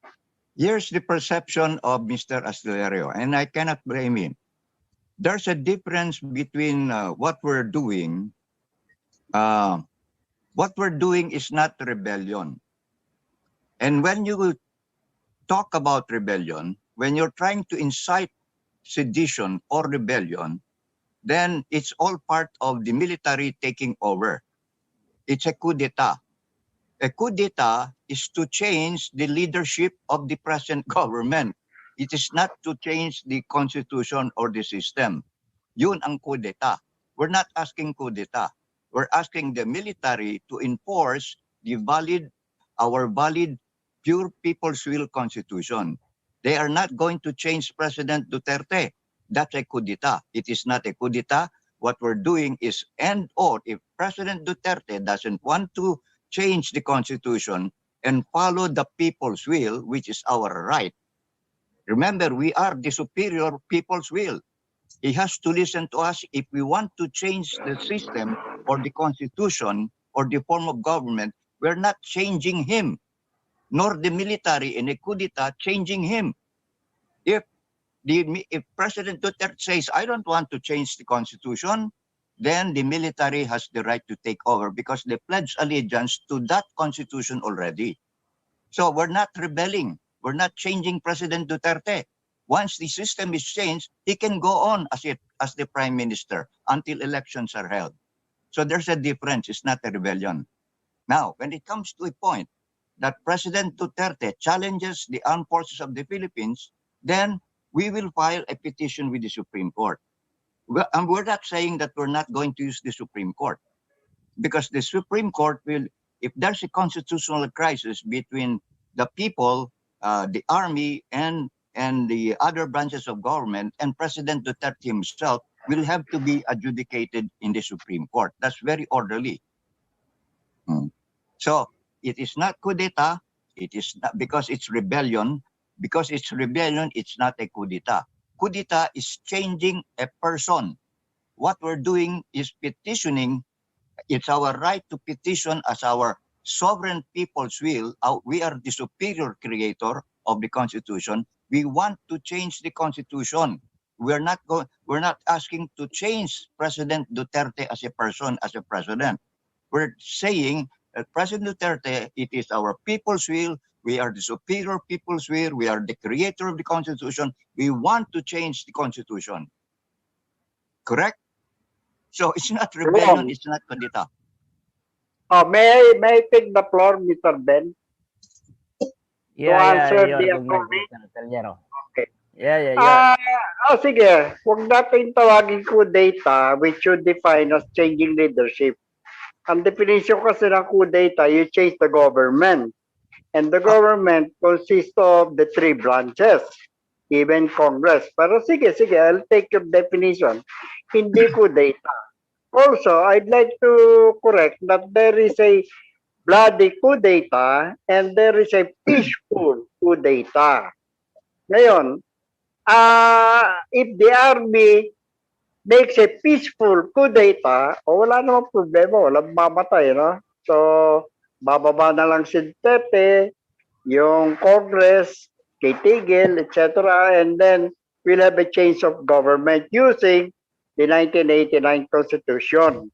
Ngayon, I do not see the difference between a peaceful coup d'etat and a resolution to be filed with the Supreme Court now requesting that the 1889 Constitution be used instead of the 1987. That is the peaceful way of doing it.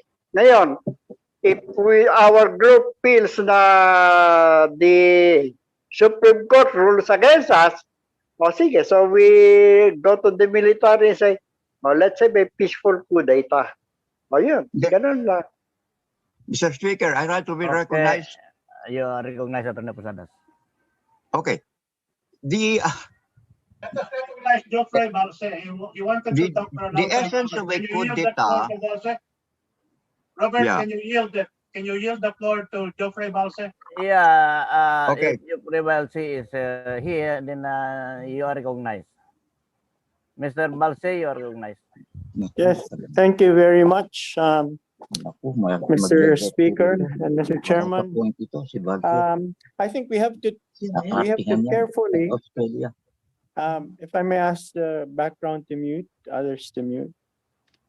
If we'll have to take a careful attention to the sequence of events that we want to happen, because as what's happening right now, we may be misconstrued as fostering or encouraging a coup, which is tantamount to sedition, rebellion, and all those charges. We must establish that we are taking a very legitimate path. And the legitimate path, our basis of legitimacy is really, as Attorney Posadas pointed out, a constitution that has not been abrogated and the sovereignty that was not ceded, that was never ceded. We also have armed forces that were founded based on its spirit during the revolution, and even that has not been ceded, has not been abrogated.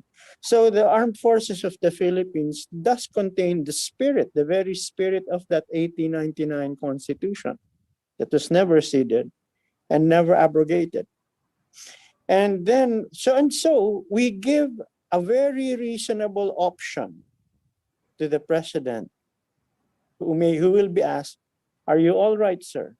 And if he says, "Yes, I'm all right," and then they can engage into the discussion of what he means by all right. Is he all right to defend the will of the people? How?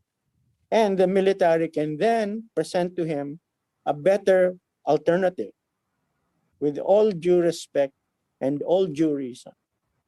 And if he does choose that path of greatest treason, then he can work to obtain the legitimacy from the 1987 Constitution itself, which says if you can get don't know how many millions of signatures, then you can initiate the change.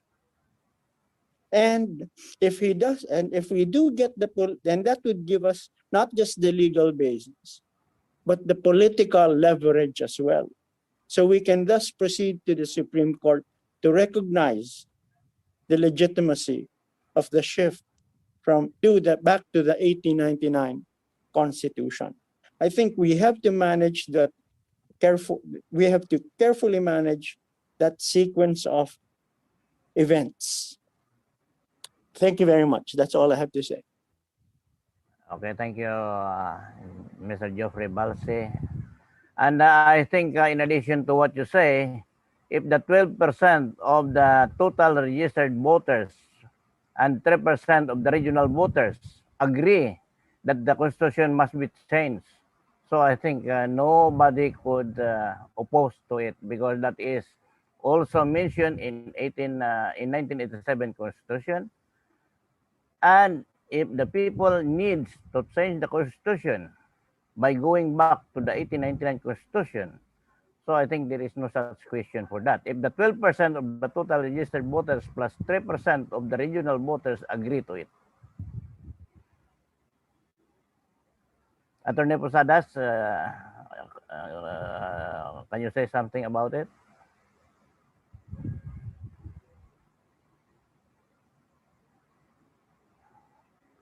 Attorney Posadas, are you there? Okay, Professor Hill. Well, Robert Posadas is muted, so he might be talking, but we cannot hear him. So I'm asking him to unmute because he wanted to talk earlier. Yes. He's not responding right now. Okay. Yeah, Okay, okay. Attorney Posadas, you are recognized. Sige, Mr. Rosilero. So, yun na nga, we are not saying that we will not go to the Supreme Court first, because people's will is also the creator of the Supreme Court as part of the Constitution. Ang people's will, especially our pure people's will under the 1899 Constitution, must be revived in order for history to complete itself. We don't like the same history as we have now to repeat itself, because insanity. There will be the same process in the cheating in the elections, corruption of the oligarchy. We will be oppressed. There will be, just like what's happening now, there is chaos even in considering the fact that even right now, if I may say so, I'm claiming right now that President Duterte is no longer authorized to supervise the other branches of government, nor the LGUs or the barangays, because his national emergency declaration has already expired. In the Constitution, see, we're following the Constitution. We're still citing and invoking the Constitution. The President may declare a national emergency law cumulatively effective only for 6 months. Before 6 months is over, he has to go and report to Congress to ask for an extension. He has never done that. He's already overextended his authority, so he's no longer authorized now. So, Government Gwen Garcia, for example, has the right to question his authority, because after all, his protocol is very effective. But he's only being overridden, just like anybody else in the Philippines. They don't listen anymore to anybody. They just follow what they want at the cost of suffering of the people. And the people at such a point in time now are more fearful of the government than the virus itself. It doesn't make sense. Everything is data driven with no result. It's the same result. They just keep adding and changing. So that in itself is already a violation of the Constitution. Be that as it may, what we're doing is asking President Duterte, because it is our right to ask him under his oath of office to listen to us as our people's will. We are superior creator of the Constitution. We are asking the agent of that Constitution to follow his duty to listen to us. We don't go to the Supreme Court first, because it's part of the constitutional process to utilize that oath of office for the people to ask President Duterte to redress their grievances. That's all we're asking. So a petition and asking President Duterte, Mr. President Duterte, would it be better if we change the system, because everything is all chaotic and history will repeat itself and the people are continuing to be oppressed, corruptions going deep-rooted and entrenched corruption going on, they cannot change. So remember what I said logically, you have to change the system or the substance in order to uproot all the entrenched corruption. If you don't change the system, contamination like the virus remain. If you don't eliminate the virus, this is the substance of the government system, the contamination will remain. So change the system completely, and that is our right to ask under the Constitution for the president to change the system. If he doesn't want to change the system, there is the enforcement part of the government for the military to not take over, but to completely follow the 1899 Constitution, because that is now our considered valid and alive Constitution. Now, if there's a conflict, then we go to the Supreme Court. Supreme Court remains, it will not be abolished. They will remain as they are according to their terms. But what will be abolished immediately will be the Department of Health and their implementation, and the COMELEC and the Smartmatic. Those are definitely will be changed right away, because they are all the entrenched corruption underground themselves. They have to uproot them by completely changing the system. If you don't change the system, they remain infected. And then it will repeat itself. So this is our chance now, and it is our birthright. Especially, we're not asking for another constitution, not just any other constitution, but it's our birthright. It is our ancestors, forged by our ancestors, forefathers, blood, sweat, and tears. It is our birthright. We're only claiming that birthright. We're asking President Duterte to say, Mr. Duterte, please exercise your oath of office to listen to us. And then President Duterte will say, okay, I'm listening to you. What do you want? Well, when the President Duterte says, okay, what I need to do is to order a plebiscite. Ayan. He will say, okay, since you are petitioning it, let's do this formally and in process. I will order a referendum or a plebiscite.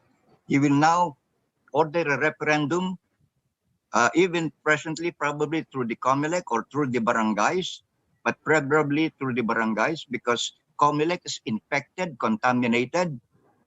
Then people will have to vote.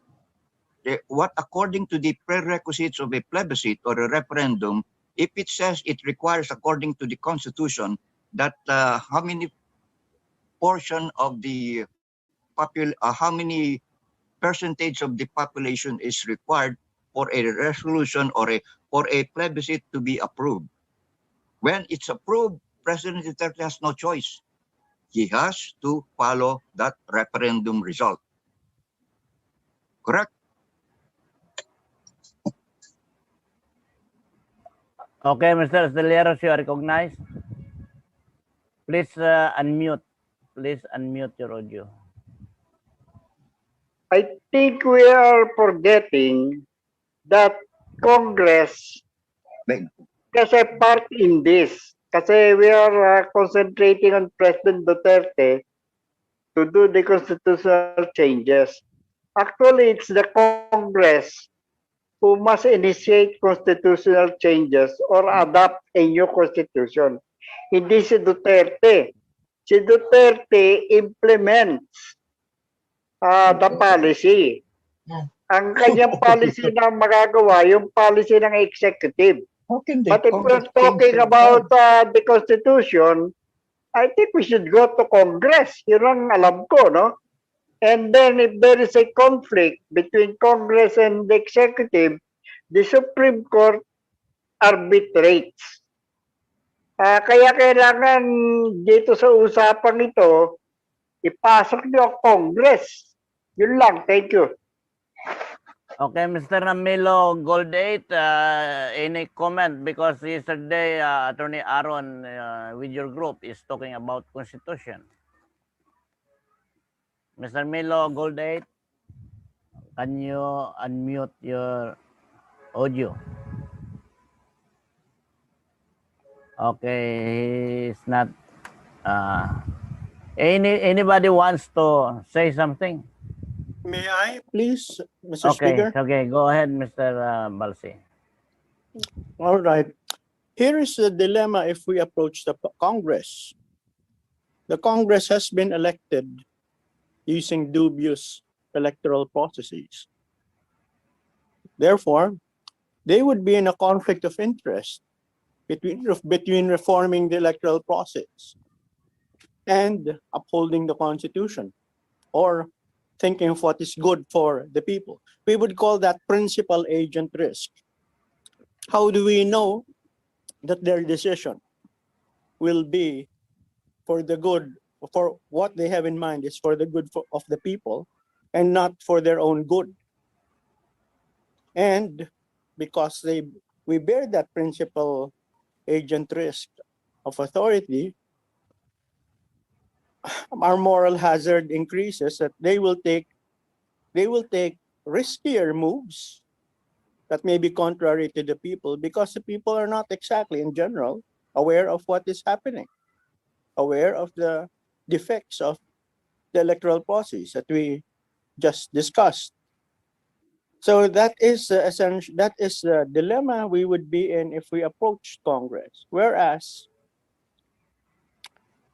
let's acknowledge, yes, that the role of the executive, of the role of the president is to execute the policies made by Congress. But above that, he has made, he has sworn an allegiance to the people first, to the Constitution second. And if he is consistent with those at least first two priorities he's made in his oath of office, then he has we have every right, he has every right to exercise the due process to initiate the shift from the 1987 Constitution to the 1899 Constitution, and as Dr. Posadas suggested, and which I support, conduct a plebiscite immediately, as soon as possible. So that's all I have to say. Thank you very much. May I be recognized? Then anybody has to say something? May I be Yes, recognized? you are recognized, Professor Hale. Yeah, you are recognized. Okay. I'm aware of, I think, the congruence of the statements of Mr. Balse and Mr. Astillero. I think the point of convergence is the desire for a peaceful process of changing the government or changing the leadership of the country. My comment on the statements of Mr. Astillero is that he was proceeding from the presumption of regularity in the elections of the people who are in power now. But I have pointed out in the presentation I just made in my point of privilege that this has not been so for the past several elections. Our elections have always been manipulated by a syndicate that frustrates the will of the people. It is not totally frustrated because some local people win and Duterte won in 2016, not because of the regularity of processes, but they were because of the fact that the cheating process failed in the case of Duterte. So they were not able to pad the votes to destroy his mandate or his election. The other thing also that's important to note is that I alluded to the fact that the top position in 2019 was bought by the Villars from the COMELEC syndicates. The actual, believe it or not, the actual top-notcher of 2019 was Bongo, followed by Bato de la Rosa. Cynthia Villar was just number 3. This was based on surveys I was running because I own a survey firm there, Survey ng Bayan, and that was the findings I had. And then, you know, when a Senate ranking is manipulated, that impacts potential presidential choices or Senate president choices. This intervention of the COMELEC happened also in the ranking of Drilon in 2016. The actual top-notcher there is Joel Villanueva. He was not the top-notcher, but he manipulated it in the course of cheating Bongbong Marcos. He also made sure that he got the top positions and that Laila De Lima gets in also as a senator.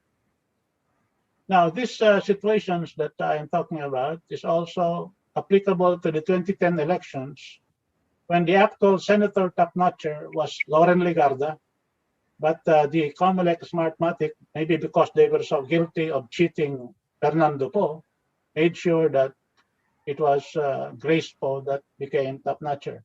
But I think it was because they were responding to the order of the late President Noynoy Aquino. You can make anybody top-notcher as long as it is not Loren Legarda. I think they feared a presidential run of Loren Legarda. So she was frustrated from becoming top-notcher. So these manipulations that I was talking about impeaches the presumption of regularity that Mr. Arteriero attributes to the roles of our institutions in our present, under the present 1987 Constitution. Be that as it may, after having said that, it is still important to find the peaceful process that can be followed to transition from the present situation into a governance under the 1899 Constitution. And I'm conscious of what Mr. Balse has mentioned, that we have to be very careful in the staging of these events and the staging of our efforts and public positions, so that we will not be misconstrued as the way we were understood by Mr. Arteliero, that we are promoting a coup d'etat, and we will not stop, and we will even go into a process of a violent coup d'etat. If there is a way to do it peacefully, we will do it peacefully. And that is why we are calling on the armed forces to peacefully withdraw allegiance from this abuse, misused, and not used 1987 Constitution, and revive the original allegiance of our Katipunan Army to the 1899 Constitution. And then from there, reset the country and correct the political misfortune that we have been going through for several decades now. So what I'm trying to say is, even if we consider the 1987 Constitution a de facto constitution and not the legal constitution of the country, since it is in force and effect, there is such a thing as recognizing it de facto, even in international law. And at the moment, since we are dedicated to a peaceful process, we have to use the existing processes available in this de facto constitution to transition towards an 1899 constitution. But we should not lose sight of the actual goal, that this actual constitution is already defective, not only from its nature from the start, but also from the way it has been mishandled, abused, and mutilated by the existing powers that be. Be that as it may, I recognize the points of Mr. Balse and Mr. Astillero, but I think the common point there is we want to have a peaceful path towards change in the country. Thank you. Okay, so Mr. Milo Gold 8, can you unmute and say something? Because yesterday Attorney Aaron is discussing the Constitution, and I guess you are with him as well. So can you please unmute and you are recognized, Mr. Milo Gold 8. So he is not responding, and Mr. Sunny Domingo. May I? Just a moment. Just a moment. Mr. Sunny Domingo, can you hear me? Can you please unmute your audio? Okay, Mr. Astillero, you are recognized. Okay, thank you very much, Ben. What Gil Ramos is saying is that we cannot use the Congress, which I am proposing, because their election is under question, no? Because the Comelec manipulated their election setup. So be it. And therefore, the only alternative is to use the armed forces, is correct, in a peaceful way. And he says it can be done by withdrawing allegiance to the president, who is their commander-in-chief. But then, the next step is to set a constitutional process going. Kasi hindi naman pwedeng mag-adapt ng constitution na bagong constitution, 1899 ang armed forces. Because wala naman sila kapangyarihan to adopt a constitution, di ba? So, you go back to Congress, who is authorized to adopt constitutional changes. And for the Supreme Court to rule that it is so, the armed forces may be a force to initiate changes. Tama si Hill. Pero after the armed forces steps in and says, oh, sige, let's have these changes, you go back to Congress. And yung mga objection ninyo about the election of the Congress people, you have to accept that. No? Wala naman ibang Congress. Unless you do a new congressional election. Ay madugo yun, no? That's another alternative. The armed forces can say, oh, sige, let's have a new congressional election para we can have the constitutional changes. Madugo yun, saka matagal yun. I don't know whether this group can sustain that. Thank you very much. Mr. Astillero, I would like to add to what you had said. Remember that it was also been introduced to Congress about the changing of the Constitution, but until now, they haven't reached the proper decision.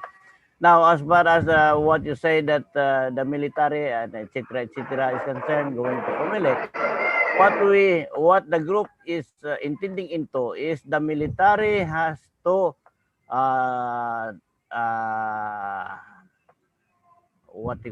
has to go with the people, then ask the commission and audit to audit the Comelec, and after that, if the Comelec is already in proper and in order, that's the time that we have to conduct election. So I think that is very clear. It was explained by Professor Hill Ramos that we should not twist what we intend into, but the main purpose and objective of this group has to be focused. Professor Hill, can you say something? May I, Ben? Okay. Mr. Kasi once we, our group, initiates a change in governance by adopting the 1899 Constitution, you've got to follow through by governance. Now, governance is done by a political party. Now, let me share you the experience of Indonesia. In 1965, there was a revolution in Indonesia and 1 million people died, both sides, left and right. Nando si Sukarno, nando si Suharto. Ang nanalo, si Sukarno. And Sukarno had a political party composed mainly of the military. So, kaya natanda ko yun, no? Yung partido ni Sukarno ay military. And after natalo niya si Sukarno, yung political party niya took over the government and did all the necessary things to legitimize itself. And they ruled for decades, I think, until the daughter of Sukarno won the elections. So, nawala na sila. Pero, ang leksyon ng Indonesia, nagkaroon ng revolution, maraming namatay, but we will not go into that. Di tayo magkaka-revolution para walang mamatay. But there is a successor political party who must handle the reins of government. Hindi pwedeng pabayaan ganun lang. Yun ang sinasabi ko rito. So, kung makukumbisi natin ng military to be with us and do the changes, they must be part of our political party. At tayo, we must have a political party ready to assume governance. So, thank you very much. Okay, so masagot ko yan that iba rin ang konstitusyon ng Indonesia kaysa konstitusyon natin. In our case, based on 1987 Constitution, sovereignty reside in the people, and all government officials power emanate from the people. So what we are pushing right now is to ask Duterte to be with our principle of adopting the 1899 Constitution. Now, if ever he does not want, so that's the time that we have to ask the option of the military in order to protect the people by the abuse of 1987 Constitution, by the sitting government at present. Oo nga, ang point ko, that's good, that's correct, no? What we are saying is we want these changes, constitutional changes actually, because we represent the people. You see? But do we? Okay, that's put that aside. Let us assume that they will believe we represent the people. Although I would believe Geoffrey Balse better na you go through a signature campaign, etc., and get 1 million signatures to really say that we represent the people. But that's beside the point. Ang akin lang, the use of the military to effect changes is good. It's reasonable, basta peacefully, walang mamatay. But after the change is done, there must be a governing party, political party yun. If you do not think ahead of the governance part after the change in constitution, mahihilaw tayo. So, I suggest that this group starts thinking, well, what happens if the constitution is changed from 1987 to 1899? Oh, magkakaroon ba ng election? Sino ba partido natin? Tapos, kailangan yung army kasama natin, di ba? Yun lang. Professor Hill? Yes, that is a point well taken. And I can assure you, Mr. Astillero, that the points you have raised are already being attended to. There is a political party that is organized. There are many things that are being organized.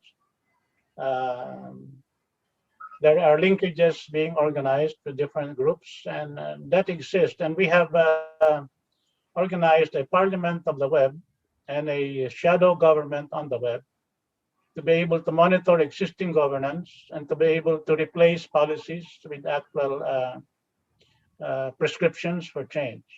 Because this thing is not just something that happened here. What you're seeing now as a shadow Congress being convened, which is a small group discussing this 1899 movement, has actually been in the organizational stages since the advent of Duterte's presidency in 2016. So we are already about 3 to 4 years into the process of doing these things. And there are many groups already being mobilized, not only to criticize, but also to prescribe. And there are many groups that have experience in government who are also with us. And so I would invite you to join formally the Parliament of the Web, this Shadow Congress. We have a Facebook page. We have a YouTube page. We have also different pages in Facebook and chat groups in Facebook. And so it is active, and it is in a process of building research and documentation. And it's in a process of sharing data through Google Drive, shared drives, and that is being done. Your suggestions are well taken, and that is being done. But Ben, Sunny Domingo wanted to talk, but please recognize him. He wants to present something as a point of privilege. Okay, Sunny Domingo is recognized. Kasani, can you please unmute your video? Mr. Sunny Domingo, you are recognized. Please unmute your audio.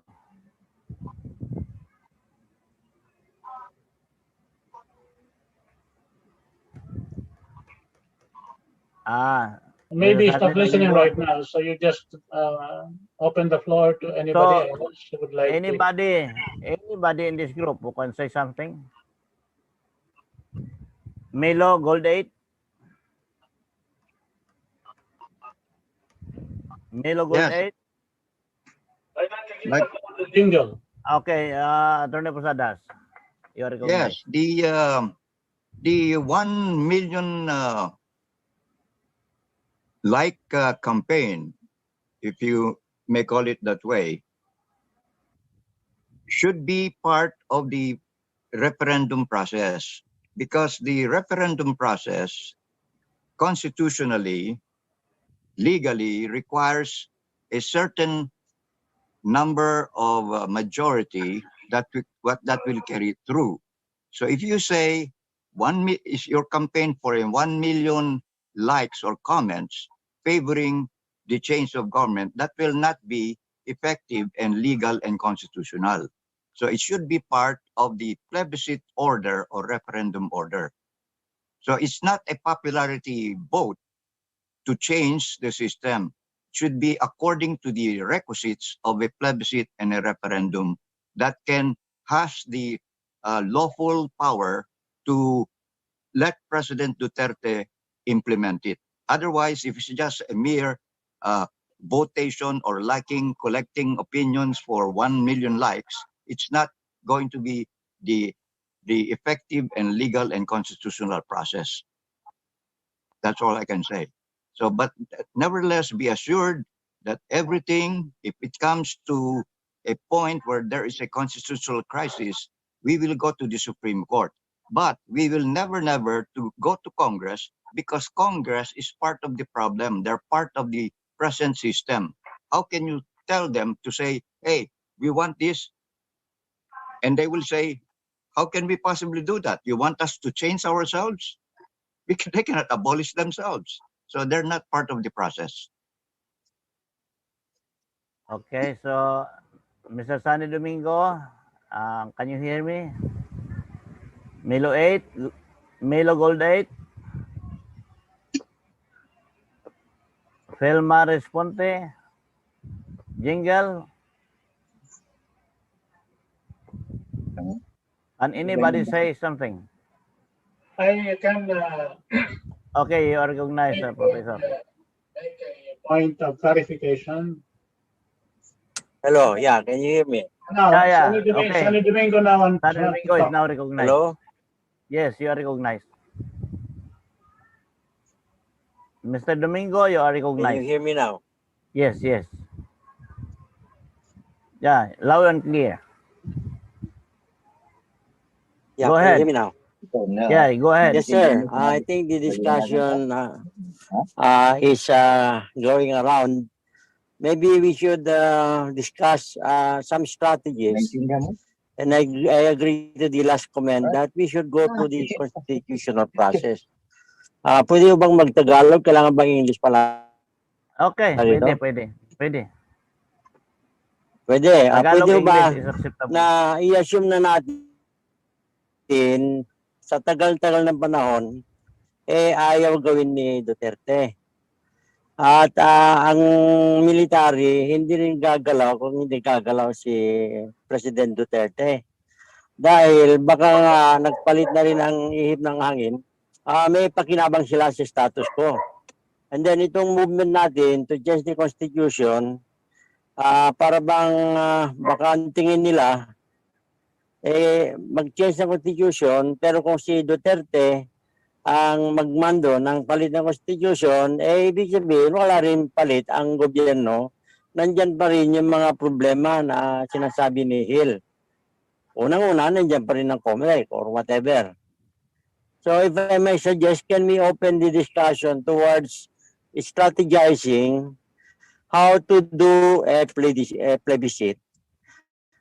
Like for example, di pitikin na natin yung present constitution na palitan ng pangalan ng Pilipinas. O hindi, mag-open na tayo, mag-open up na tayo ng discussion para dadami ang sasali sa atin ang movement na palitan ng pangalan sa Pilipinas, palitan na rin ng constitution. Balik doon sa 1899. So whichever comes out, I think we can get more people to participate on expanding our objective to changing the Constitution, to first changing the name. Kasi ang pangalan natin pinakamabaho sa buong mundo. Pag nasa Amerika ka, ang tabi nila flips. Ano ba sa flips? Pinagbabaliktad tayo. Nasa Europe ka, Pinay, made tayo. Nasa Japan ka, Japayuki tayo. Anong klaseng pangalan yung Pilipinas? Unang-una, tayo na lang hindi palit ng pangalan. Lahat ng mga bansa katabi natin, yung Siam, naging Thailand. Example lang yun. And then also, to join the discussion, I don't think we can follow the model of Indonesia and follow the model of Myanmar. Tingnan nyo, nagkaroon ng parliament, pero nandyan kadamihan ng military. Sa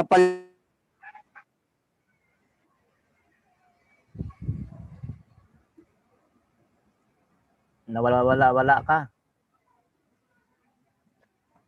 Mr. Sunny Domingo, nawala ka.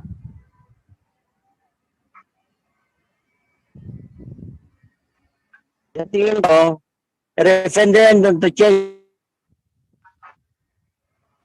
the name will open the minds of the people to study the difference between the old constitution and the new constitution. So, yan lang po ang akin. Thank you. Maganda rin na suggestion niya na if we have to conduct a referendum, isabayan na natin ito ang pagpalit ng pangalan. 1899 Constitution and changing the Philippines to Marlica. Yan. Mr. Milo Goldate, can you say something about the Constitution? Dahil nung isang araw, Constitution ang pinag-uusapan ninyo. Milo Goldate, can you unmute your audio? Ben, may I say something? Okay, Mr. Aceliero, you are recognized. Ang strategy na isinasuggest ng last speakers ay referendum. Ang ibig sabihin ng referendum, merong aaprubahan ng mga tao. So, ang strategy ba natin, iharap natin yung 1899 Constitution at yung pagpapalit ng pangalan for referendum. Yung bang 1899 Constitution, maligaya na ba tayo doon? Nabasa na ba natin mabuti yun? Kasi pagka nagka-referendum at inaprubahan yung 1899, yun na ang Constitution natin. And we'll have to use that, no? Sa ngayon, ang ginagamit natin, 1987. So, I just want to clarify that. Ano ba, maligaya na ba tayo sa 1899 Constitution? Well, yung pagpapalit ng pangalan, in favor ako doon, Maharlika, okay lang. Pero yung referendum will approve a new constitution, yung 1899. Na pag-aralan na ba natin yun? Yun ang tanong ko. Thank you. Sa mga nakarinig, ito lang akin masabi na ang 1899 Constitution is composed of 101 article. So siguro, pwede niyo i-google yan at alamin kung ano ang nilalaman ng 1899 Constitution in contrast to 1987 Constitution, which are now being abused by the sitting government officials. Okay, Mr. Sunny Domingo, can you add something for that?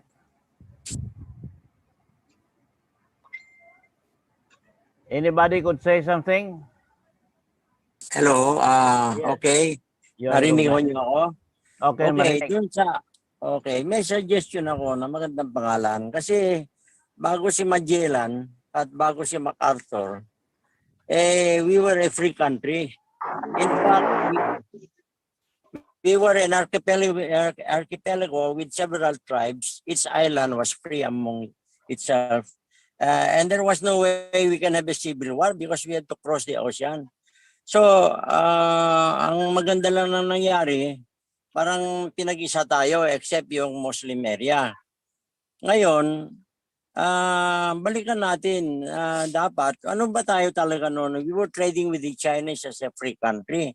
So ano sa Tagalog ang free country? Ang free country sa Tagalog ay malayang bansa o malayang nasyon. May mga nagsasabi ng Maharlika, identified kay Marcos yan, baka mahirapan tayo. Pero yung Republika ng Malaya, sinong mag-aayon na matawagan na ikaw ay Malaya? Ikaw ay Malayan. ikaw, you are a free citizen of the world. Kung gusto niyo ng world citizenship na tayo dahil we are everywhere, including Alaska. So, palagay ko, palitan natin ang strategy natin to have an open discussion instead of trying to move the country to have a referendum to change the name by whatever constitution we can use. Then, if you follow the strategy of war, we try to find ourselves in the high ground, have a good tie-up with several coalition with several leading parties to now move the military to declare that the constitution that they would like to follow is the Malolos Constitution instead of the EDSA Constitution or the US Constitution or the Marcos Constitution. Lagyan na natin ng pangalan mga yan. Yung Constitution natin ngayon, EDSA. Galing tayo kay Marcos. Pagkatapos, galing tayo sa Amerika. Balik tayo sa Pilipino. Yan lang po akin. Okay, Jingle, can you hear me? Can you say something? Jingle. Yes, Jingle, good morning po sa lahat. You are recognized. Thank you, Sir Ben. Good morning sa lahat din. May tatanong lang ako. Tagalog-Taglish na lang ako. If we do at the same time yung tawag yun, yung transition of 1887 to 1899 at the same time changing of our country's name, pwede ba yun? Hindi ba yung masyadong conflict or masyadong maraming proseso? Kasi we have to take which problem first, then before siguro naman yung mga changing of name naman is pwede naman to follow naman yan. As long as ang first solution munang gawin natin is yung sagot doon sa main problem natin ngayon na which is very super kumunoy na yung bansa natin. So siguro we have to take the major solution muna doon sa main problem natin. That's all. Thank you. Okay. I think I want to recognize... Nabanggit lang kanina yung Maharlika. Yeah. Professor Ramos, we are recognized. That's good. The suggestion of Jingle is good. Focus on the main problem. Because if we try to carry a lot of baggage in our fight, baka mas marami tayong resistance na masalubong. At saka baka ma-divert tayo from the direction of the main blow, ika nga, yung talagang main focus natin.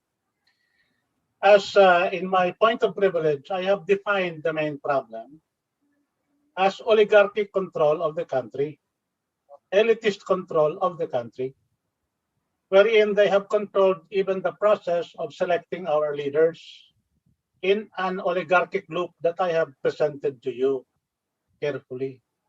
And I have also shown the levers of power that they're using in the COMELEC because of the COMELEC cheating syndicates. That is the unintended effect of creating a constitutional commission independent of anybody. So we have a situation wherein the COMELEC conducts the elections, and if we have questions about the elections, the COMELEC also investigates our questions about the elections. Bantay sa lakay. A situation that is inbred, which is not correct. Other best practices is that elections are conducted by ordinary institutions, and if some infraction happens because of some illegalities or violations, they are not immune from prosecution and they can be jailed anytime. That's the situation in the United States. That's the situation in the United Kingdom. These countries do not have a constitutional COMELEC. I think only India has a constitutional COMELEC like ours. But even then, because of the parliamentary structure of India, they are not immune from prosecution. So they can be prosecuted at the state level. because they conduct elections by state. So what I'm trying to say is this. Ang kalaban natin ngayon ay ang oligarchy control ng ating bansa. Kaya tayo nagpo-propose ng pag-adapt ng 1899 Constitution kasi isa yun sa mapayapang paraan para masupil itong mga oligarkong ito. Para mahinto ang kanilang control ng COMELEC kasi ma-abolish ang COMELEC. Mahihinto yung mga political dynasties na naglipana dyan sa ating Kongreso at sa Senado dahil sa mahihinto yung Senadong yan. Mahihinto yung mga legislative groups na yan na makontrol ng mga political dynasties. At saka yung sinasabi tinasabi kanina, mabigyan ko ng pansin yung sinabi kanina ni Mr. Astillero, kung napag-aralan na ba natin ang Constitution. Napag-aralan natin yan, marami nag-aral yan, hindi lahat siguro. At saka ang sinasabi natin, we are using that as a reset button. Hindi porke ina-adapt natin yung 1899 Constitution na yung kung anong nandoon yung sundin natin. Pagsabay sa pag-adapt niyan ay kasama na ang retrofitting process. Ngayon pa lang, meron tayong Committee on Amendments na sinasabi ba natin, i-retrofit ba natin, gagamitin ba natin yung mga suhestyon ng Bayanihan Constitution, gagamitin ba natin yung mga ibang mga magagandang panukala sa 1987 Constitution na hindi naman ginawa, na binaliktad lang ng mga taong nakaupo later. Halimbawa, yung political dynasty provision ng Bayanihan Constitution, pwede natin i-adopt yun sa 1899 Constitution as an amendment. Ang 1776 Constitution or 1789 Constitution ng United States, kasi sila ay naging independiente noong 1776, July 4. Pero yung kanilang constitution na-ratify lang ng 13 states nila noong 1789. Yung kanilang 1789 constitution na yan ay nagkaroon na ngayon ng mga 32 susong, 32 amendments. 27 amendments of this have already been ratified by all the 50 states of the United States. And also, that is also the pattern that we can adapt and do for the 1899 Constitution. We can retrofit it and make it a modern constitution for our immediate use. Hindi tayo bumabalik sa past. We are using the past to build the future. And we're using the past just to create a legal interregnum so that a peaceful way can be used to bring about revolutionary change. Yun lang. Thank you. Mr. Speaker. Clarification lang ito, nabanggit ko kanina itong Maharlika dahil nabanggit ang referendum. Kaya ang point ko doon na to reduce more expenses in the referendum is a buy. Pero I am not really posing the changing of names. Thank you.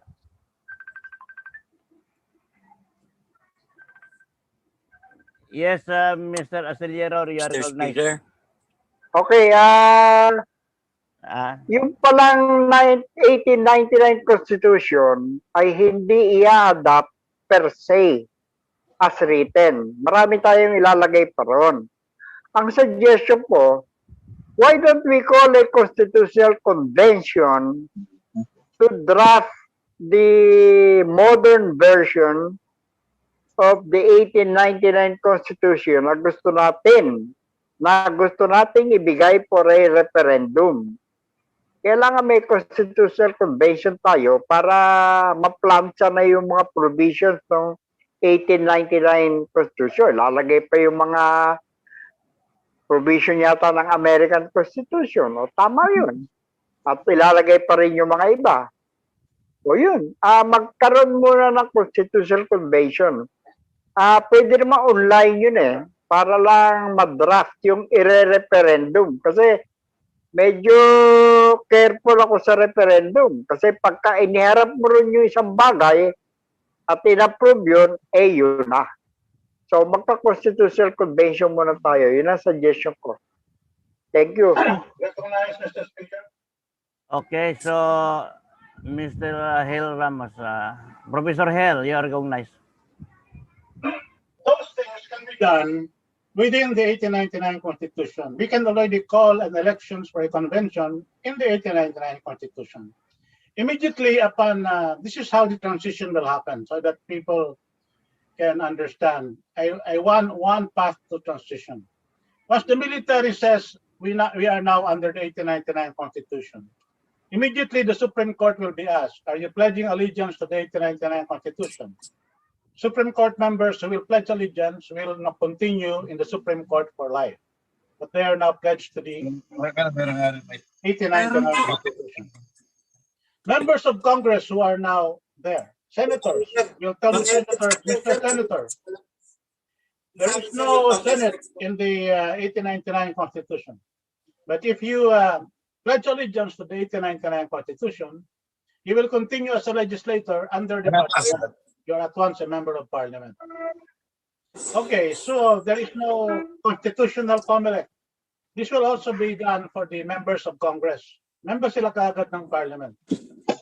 Now, yung mga executive departments, everything will remain in place kasi merong les miserables or adaptability clause, section 24 of the 1899 Constitution, which were in the existing structures of municipal law, meaning kasi municipal law, domestic law that is followed by the country within its boundaries, will remain in place until change.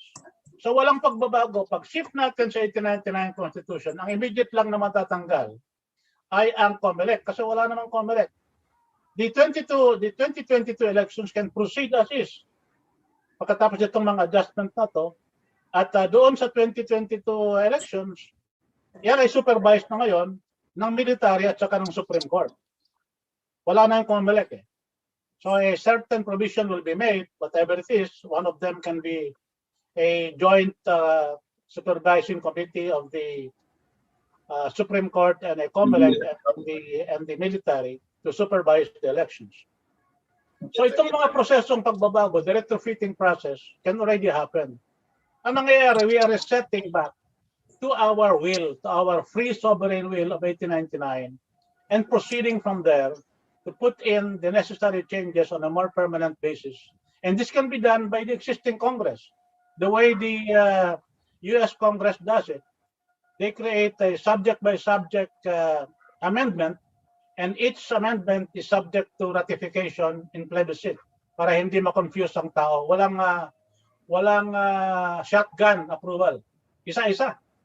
Kaya sila ngayon mayroong 32 amendments na propose, 27 pa lang ang na-adopt ng lahat ng states ng United States. That is what can happen to us. But ang proseso is that we start here. Kasi kung hindi, saan tayo magsisimula? There must be a point of origin. And that is the way we can do this. This is just my suggestions in terms of transition recommendations. At the moment, Professor Hill still explaining. Yes, so what I'm saying is that these things that I am suggesting are just one of the suggestions. Right now, the purpose of this group is also to analyze and discuss those transition strategies to make sure the primordial concern is that we do this in the most peaceful manner para hindi tayo magkaroon ng violenting proseso. And that is what we want to do. Thank you. Okay, Mr. Sunny Domingo, you are recognized. Thank you. I agree to Professor Hill's concern and observations. So the discussion is going back to the Constitution, present Constitution itself. So may I make another suggestion? Kung ang problema po pala ang COMELEC under the present Constitution, bakit hindi na lang tayo maglabi po na maglagay ng bagong batas na i-abolish na ang COMELEC under the present Constitution at i-correct natin ang system of election. So yung suggestion ko is a barangay election approach. Yung barangay election with its own election council will now select the best barangay leader to become the chairman. And then yung mga chairman ng mga barangay ng isang bayan, kung 20 yan, will elect from among them their peers to be who will be mayor. So wala na yung kalukuhan na politika na pinanggagastusan ng mayor na milyon-milyon. Yung mga mayor naman ngayon sa probinsya, sila naman ngayon ang mamili with the recall ang maging governor. Ganon din yung sa mayor, may recall.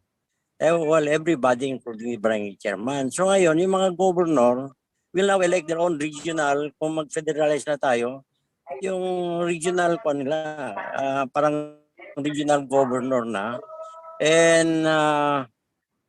And onwards to electing who could be our president. Yun, wala na ho yung mga concern na ni Professor Hill.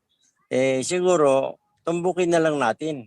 Ang problema ay ang COMELEC. Yung COMELEC po ang babarilin natin sa present situation.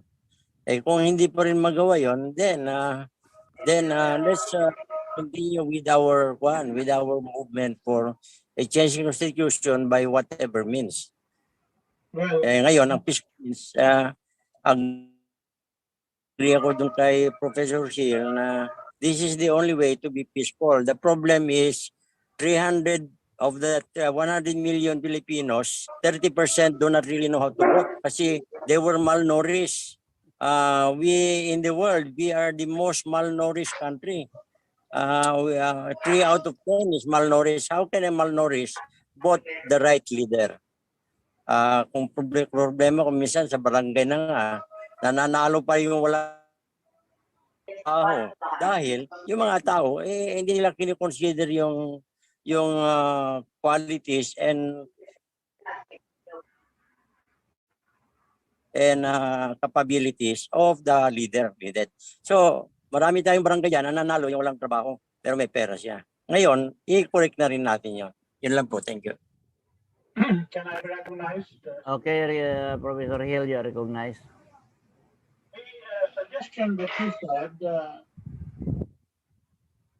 does not take note of the fact that to be able to do something with the COMELEC, you need to change the constitution. It cannot be done by congressional law.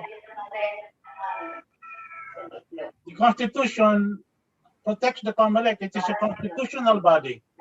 Only a constitutional change can affect the COMELEC. That is why we are asking for a return to the 1899 Constitution as a triggering factor, because it immediately abolishes the COMELEC in one fell swoop. And it also abolishes the Congress, which is now dominated by political dynasties. And therefore, we can have a good reset button once we go back to the 1899 Constitution. And in that 1899 Constitution, there are provisions for elections. We'll follow that. And the election process, it will be a hybrid of the existing election laws, municipal laws on elections, will be conducted by the military and the Supreme Court, who are now pledged in terms of allegiance to the 1899 Constitution. That is one of the transition scenarios that we have to do. Thank you. Okay. So, anybody in the group can say something? May I say something? Ben, Agree po ako doon. Mr. Astillero, you are recognized. yung point na to remove the COMELEC, which is a constitutional body, means adopting a new constitution, pwede namang i-amend ang existing constitution if you like, no? And Congress is the body authorized to amend the present constitution. Ang issue sa COMELEC ay constitutional body ito. Kaya hindi pwedeng pakialaman. Sa India, ang COMELEC hindi constitutional body. It's part of the executive. Kaya pwedeng pakialaman. So, yun lang ang amendment na kailangan natin sa Congress. I-amend yung 1987 Constitution. Ang COMELEC ay hindi constitutional body. Part of the executive body. O, yun lang. Thank you. Thank you. Okay, anybody can say something?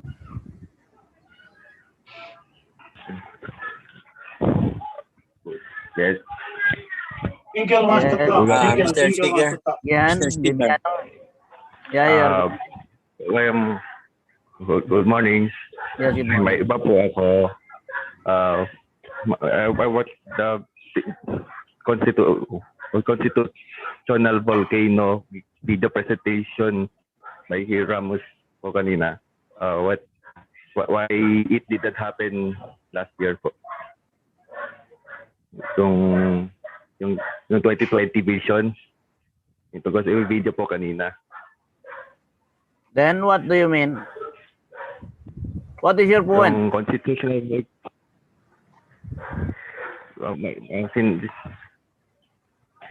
yung presentation po sa PowerPoint po kanina, yung video po.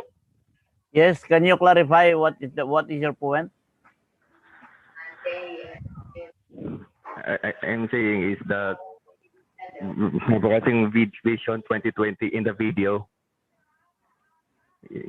po na that shown a while earlier sa presentation. Okay. In the last slide. So ano ang gusto mo ipahiwatig? Yung ano po, yung kung bakit ano po, di po nangyari yung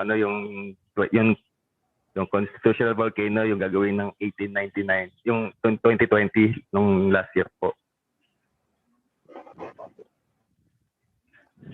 You mean to say na igawin natin ang nakalagay doon sa slide? Apo, yung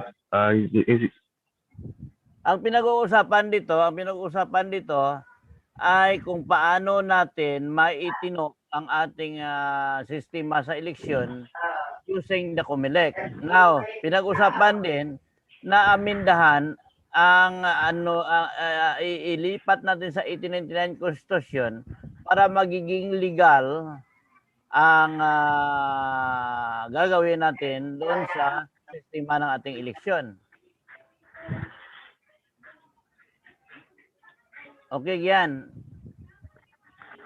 Please clarify your point. Gian, okay po. Yes, please clarify your point. Clarify your point kasi po sa video yung constitutional volcano, yung is it a plan po? Yung plan. Professor Hill, can you please can you act on the question of Gian Bibiano? Professor Hill, can you please act on the question of Gian Bibiano? Okay. That presentation was only to highlight what we can do with the 1899 Constitution. That is not an official program to be followed by a body. It is a process of educating the people about what can be done. So those things can just be seen as proposals. Wala tayong commitment doon, wala tayong resolution na ginagawa natin ang mga nandoon. Yun ay para matulungan ang mga kapwa natin mamamayan na maintindihan kung bakit tayo bumabalik sa 1899 Constitution. Yung mga kondon ay yung video yan ay ginawa pa noong I think 2 years ago. Inadapt ko lang yung karamihan doon kasi karamihan naman ay adapt sa atin at wala namang mali. Kaya lang sinasabi mo na dapat na implementa na yon, ayun ay ginawa nila Melchor Magdamo noong pang 2 years ago at hindi pa nila in-update yan ngayon. Pero yun ay hindi isang directive to be implemented. It is an educational presentation to make you understand why we need to go to the 1899 Constitution. So does that answer your query, Mr. Gian? Yes po. Yes po, sir. I mean, does the explanation answer your query? Yes, it's clear. Okay. Recognize mo si Jingle, Mr. Speaker. Jingle would like to. Jingle, can you recognize? Yes, Mr. Chair. Yes, you recognize. I just want to give a response to the previous speaker before Mr. Gian. Regarding amendments of 1987 Constitution if the problem is only COMELEC. So I will cite our problems in the present. It's not only COMELEC that we have now. First, we have health martial law, medical martial law that some people said. Then next, we have this COMELEC problem. It's because of that Smartmatic. Then, aside from that, we still have public utilities that concerned of other groups. Then we also have federalism that pushed by other groups. That's why they wanted the revolutionary government. So this those problems, that's the way I understand that the transition of the Constitution from 1987 to 1899 is the only one solution for that multiple problems that we have in the present. So if we only amend the same Constitution, what will happen? Just like what Sir Posada said, the contamination is still there. So it will keep contaminating and contaminating more and more in the future. So if we adapt the whole system, like what Sir Hill said, that reset button, if we reset the whole system, it's like buying a new appliances, throwing away an old one, is like we start over again. Pero syempre, andun yung amendments. After confusion, siguro yun na, you follow yung ano. Kasi it's like using one bullet into multiple birds. That's all po. Hope I explained it clear. Thank you. Okay. Thank you, Jingle. Anyone? Anyone can say something? Okay. Attorney Posadas, you're recognized. Okay. The COMELEC is only an agency, and it's a independent constitutional body in the current constitution. When you change completely the current constitution into the 1899 constitution, then necessarily, automatically, COMELEC as an agency will be abolished. It doesn't mean that the elections for 2022 will not proceed. There will be a new agency to replace COMELEC. When you replace COMELEC, so goes Smartmatic too. So it will be entirely a new system of administration to conduct the elections. And most probably during the transition, there will be a decree by the Prime Minister. It can be President Duterte or somebody else, can decree a new agency to conduct the elections with the most probably the supervision of the Supreme Court and the military to enforce the rules and regulations accordingly by the new agency. And for all you know, the temporary agency will be the Supreme Court to conduct the 22 elections. It doesn't mean that when you abolish the agency in the current constitution, that there will be no more elections, because COMELEC is just an agency. So therefore, completely disregard COMELEC when we change or shift into the 1899 constitution, but we will still proceed with the elections.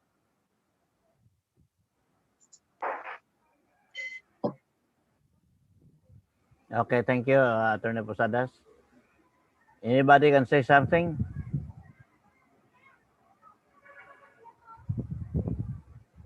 Ben, pwede? Yes, Mr. Esteliero, you are recognized. Yung 1899 Constitution is a parliamentary form of government.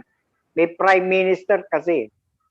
Correct. So, today, we don't have parliamentary. We have a Republican, centralized Republican headed by President and his cabinet. And Congress, the policy making is separate from the President, and the Supreme Court is separate.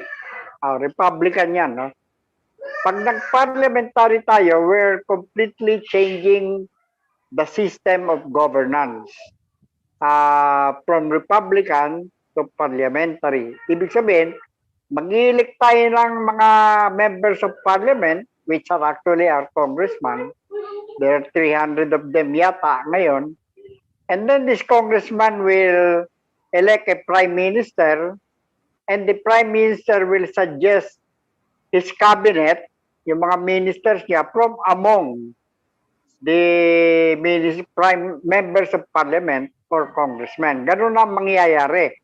Ngayon, ang isang issue na nire-raise ng group na ito ay corruption. Ang tanong ko, will corruption be less with the change of form of government? Kasi ang corruption ay, well, part of it is due to the form of government when it's very loose or highly centralized, no? Ngayon, kung parliamentary, baka nga less kasi you can question the policies and implementation policies during the session of parliament by a no confidence vote, no? So, mako-question mo yun. Nya lang, siyempre yung mga politiko, knowing who they are, they protect each other, no? Kaya ewan ko kung masosolve natin completely ang corruption. Siguro we can reduce it, but not completely eliminate it. So, ang point ko, changing the form of government does not solve corruption. It solves something else, no? It solves representation, transparency, and accountability, but not corruption. Thank you very much. Mr. Astillero, kung ako ang masunod tungkol sa issue ng corruption, kung ako masunod, regardless what form of government we have, dahil wala tayong death penalty ngayon. So, ang suggestion ko dyan ay for every 1 million na nakorrupt ng isang public officials, isang daliri ang paputulin, at more than 10 million ang kanyang manakaw.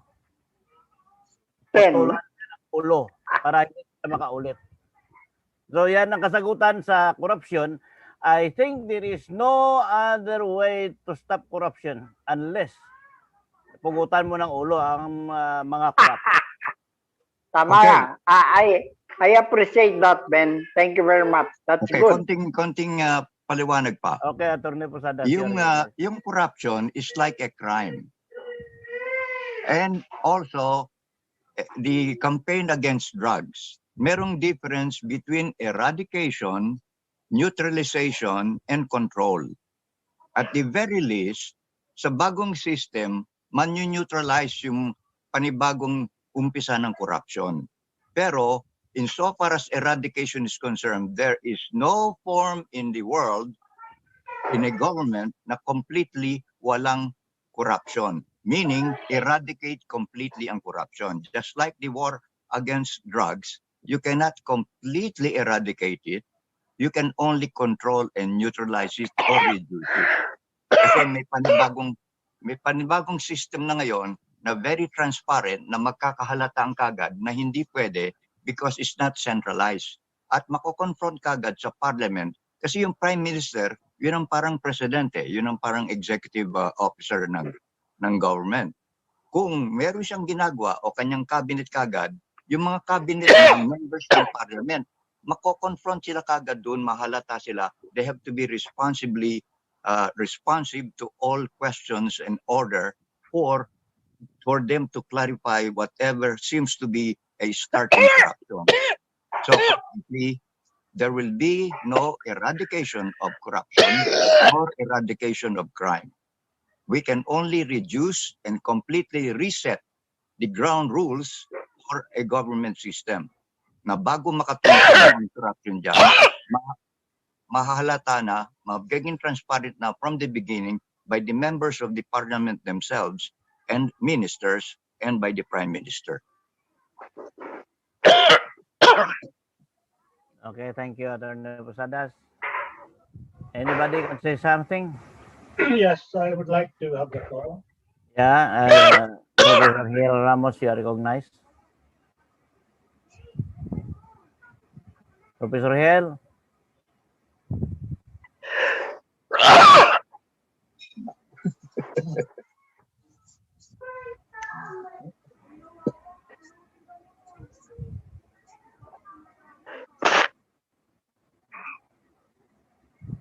Anybody can say something?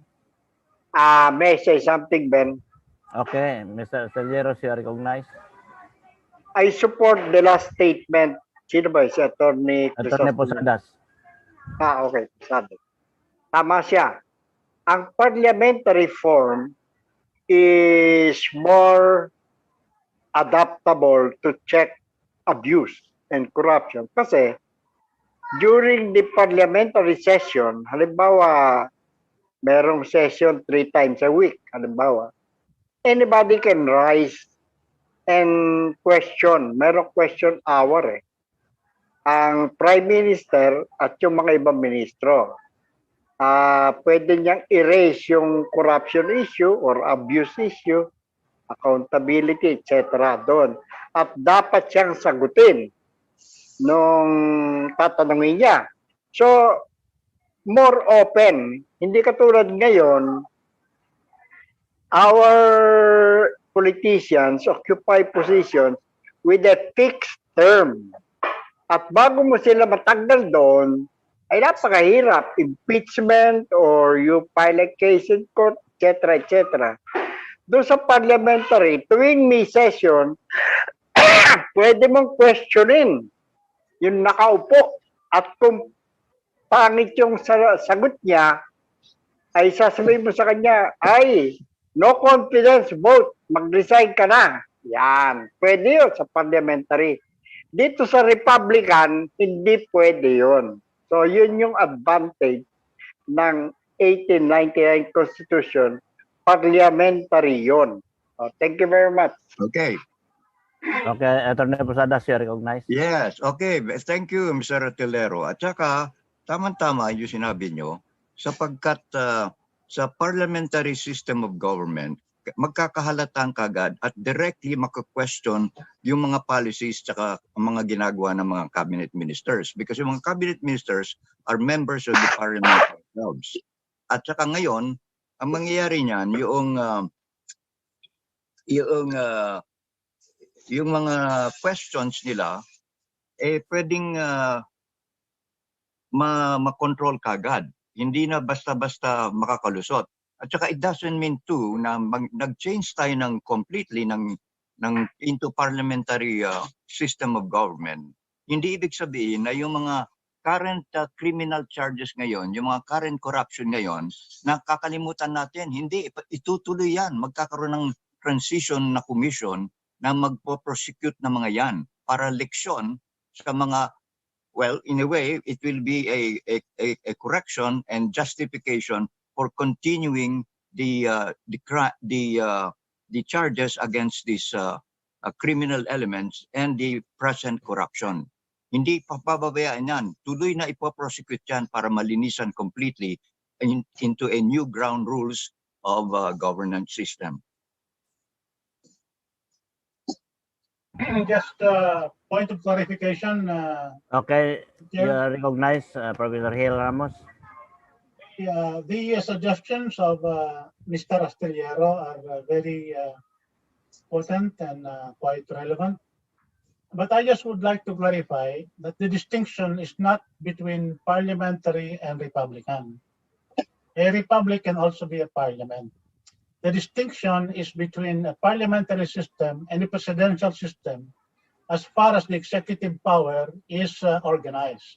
Correct. In the presidential system, the cabinet is controlled by the president, and it is coterminous with the term of the president.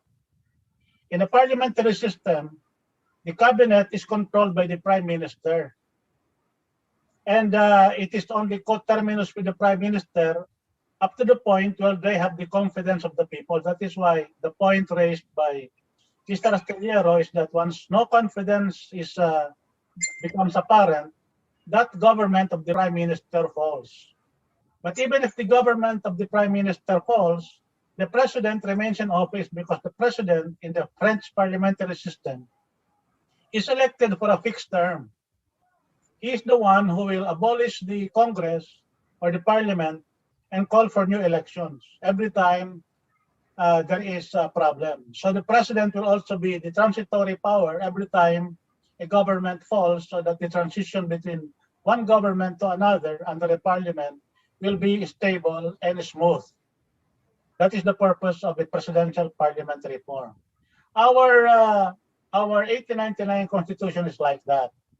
And our, what we call provincial departments, are big geographic administrative areas that have the power to tax on their own. So that is like a federal state. At that time, we only have very few major provinces, like the Panay is one whole province. Negros is one whole province. And Guam is another province. The Marianas is another province. Palau is another province. These territories were under what were called provincial departments. In a similar fashion, once we adopt the 1899 Constitution, the remaining jurisdiction that was left to us by the Americans, because they cannibalized most of the territories that were formerly under the control of Spain, will now follow this big provincial department. This time we'll be calling them separate states. So that way, we will have a federal parliamentary system. The president can be elected immediately in the 2022 elections. There is no barring that, because that will just be the first election. And after that, depending on how long this government can be able to form a coalition to have an executive group and the legislative group working together, then there may be a next election right after 1 month, because the government has already fallen. This way, we can have a peaceful way para ibagsak ang mga gobyerno na ayaw na natin. Hindi kailangan maghintay ng 6 years, hindi kailangan maghintay ng 3 years. Pag wala na tayong confidence sa mga parliament na yan, members, na gumagawa ng combined executive at saka legislative agenda, kasi combined yan sa parliament, combined ang legislative and executive power under the parliament. Ang separate power lang yung judiciary. Sa presidential system, separate ang tatlo. Yung executive, yung legislative, at saka yung judiciary. Sa parliament, hindi. Magkasama yan. Ang dalawa. Ang isa, separate, yung judiciary. Kaya mas maganda nga para sa ating, sa bansa natin, yung magkaroon tayo, ma-adapt natin yung parliamentary system, at yan ay nakatalaga na. Nandun na yan sa ating 1899 Constitution. Okay. Milagros Dantay, you are recognized. Milagros Dantay, you are recognized.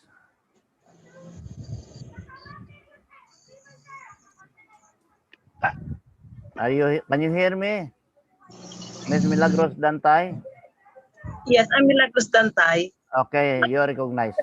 I cannot speak to next time. Now I cannot speak. Next time. Okay. So Sorry, anybody can say something. Milo Gold 8, can you say something about the Constitution? Okay. He's not saying anything. Hindi ko po kasi na-gets. Hindi ko po na-gets. Ka-open ko lang. Hindi ko po nakuha. Kaya hindi ko po naintindihan yung topic. Okay. Opo. Next time lang po. Kasi hindi ko pa na makinig lang muna. Salamat. Professor Hil Ramos, you are recognized. Well, I think other people who have not spoken here is Melo and also Vilma Riponte. Maybe Diane would like to talk also. And for the information of Milagros, this group is the 1899 Congress revived following the conventions of the 1899 Congress, and we want to bring about the hibernation of the 1899 Constitution as a way to control, as a way to govern the country right now. Yan ang main topic natin dito sa ating Congress. Kaya plenary sessions ang tawag natin. We address each other indirectly by talking to the speaker. So, yes. Mr. Speaker, I would like to say a few things which relate to our purpose of trying to propagate this Congress, is that we have talked about us continuing this weekly Congress, and we have meetings every Saturday morning. from 8 a.m. to 12 a.m., 12 noon.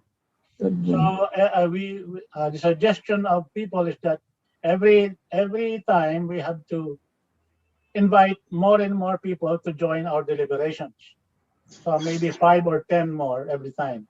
The problem with these notices that I tend to, that's what I notice, is that whenever you give them notice like 2 days before, they forget about it. So I think what I do is that I give them notice maybe 3 days before, and then 1 day before, I give them another notice, dalawang notice, at saka kung pwede pa, tinatawagan ko sa PM sa phone ng Facebook para makausap ko. I think that campaign should be done by us. Para sa next meeting, mas marami tayo, para mas maraming point of view, katulad ng point of view ni Mr. Astillero kanina nung nandito siya, nakikita natin ang iba-ibang point of view. At mas nalilinis natin ang mga dumi-dumi o kakulangan ng mga ideya o ng mga proposal natin. Yun lang ang aking suggestion for the next meeting. Let us invite more people. Okay, that is noted. And Milo Gold 8, can you hear me? Pilmari Ponte, you want to say something?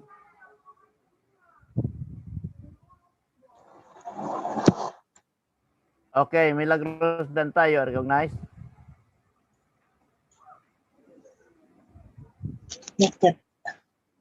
Go ahead.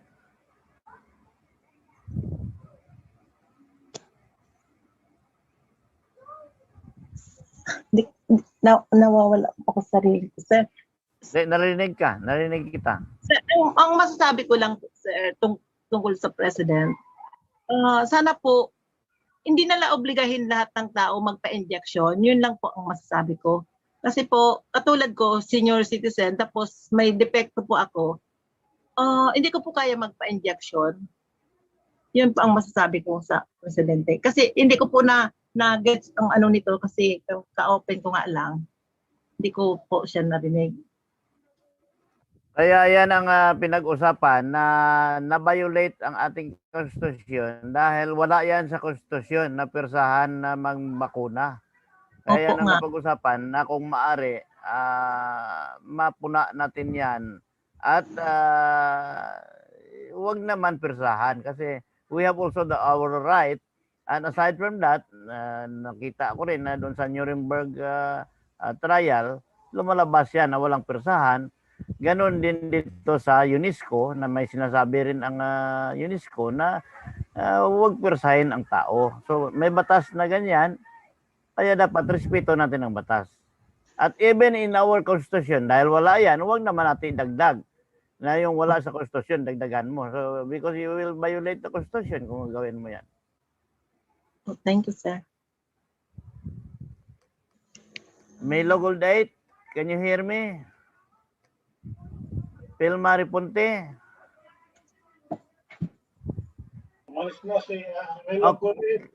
Okay, Milo Gold 8, you are recognized. Milo Gold 8, go ahead. Okay, thank you, sir. Sorry, I'm busy on inviting more people. Actually, Milagros Dantay and Pilmari Ponte is part of my community. So, and also I am doing live stream in my Facebook page and other destination. So to invite more people here. So as I promised in past meeting that I help to offer more people to join in our platform. So that's why I just muted and just listening the discussion. So actually I am not very well versed enough sa about constitution and history. More on technical tayo kaya wala ako masyadong ma-share or paabot ng mga ideas sa discussion, but it's point of learning para po makakatulong din tayo sa iba. So yun lang, sir. Kasi napakinggan ko yung program ni Attorney Aaron at ni na Captain Raybal. Maganda na pag-usapan dahil that is also about Constitution. Kaya nabanggit ko because dahil kagrupo mo rin sila, you might say something about that. Actually, Mr. Speaker. Saji, also more on technical only my part and not part of the speaking engagement or no. Kaya wala masyado akong may share. Okay, noted. Mr. Speaker. Yes, go ahead. You are recognized, Attorney Posadas. Yung sino yung nagsalita na ayaw magpabakuna dahil natatakot siya sa bakuna? Milagros. Senior citizen siya. Milagros Gantay. Yeah, okay. Ang masasabi natin nito, Milagros, na meron tayong inaantay na grupo dyan na magpapile sila ng petition sa Supreme Court ng itinatawag nilang writ of amparo na as a right of the people to defend themselves. Gusto nilang ang Supreme Court to order the executive branch of government to show cause why their implementation of this vaccination and other health implementation against the pandemic is already unconstitutional kasi lagpas na yung national emergency law na dineclare ni President Duterte. Over 6 months lang cumulatively ang effect ng national emergency law. Ilang taon na at ilang buwan na, mahigit na 1 year and a half. So therefore, he's no longer authorized to implement and to order the Department of Health to force people for injection. Especially na wala naman talagang law ngayon. It's just a presidential decree which is already unauthorized. Now, pag nakapag-file ang sa Supreme Court to show cause and order, lahat ng implementation na yan mahihinto. In the meantime, kung sakasakaling ma-force ka, you have the right to defend yourself. Okay? You have the right to defend yourself. Ang mangyayari niyan sa basic criminal law, magiging assault and battery yan. Kung pipilitin ka, tanganan ng kamay mo, tanganan ng braso mo para injectioning ka, tanganan ng any part of your katawan para pilitin ang bakusunin, assault and battery na yan. So therefore, you invoke the right of self-defense. Bahala na kung ikulong ka nila, but you can defend yourself. Kesa naman, i-defend mo ang buhay mo na nakasalalay. Yes. Kaya, Kung hindi ako magkamali, kagrupo rin nila yan, Attorney Posadas, ang lumalaban na yan, yung gising Maharlika. Nag-usap kami ni Ribal na they have to file a writ of amparo. We will utilize all means. Just go through the motions of filing something legal and constitutional against the executive branch of government, and it's only the Supreme Court or the Supreme Court that can show cause order for President Duterte to freeze what he's doing or his orders. Because after all, it's already a constitutional issue. Lagpas na siya sa kanyang authority. So, even if he is under authority, a person will invoke the right to self-defense. Kung pipilitin ka, that's already assault and battery. Kung sabihin nila, nevertheless, arrestin ka, ikukulong kila, but at least ikukulong mo, i-depend mo lang yung right mo, hindi yung buhay mo. Okay, so under duress, just avoid and refuse. Yan ang part ng civic resistance. Okay, so noted, and I think may bagong pumasok si Villalos. Do you want to say something? Villalos ba yan? Wala po. Okay. Anybody has to say something? May 31 minutes pa tayo.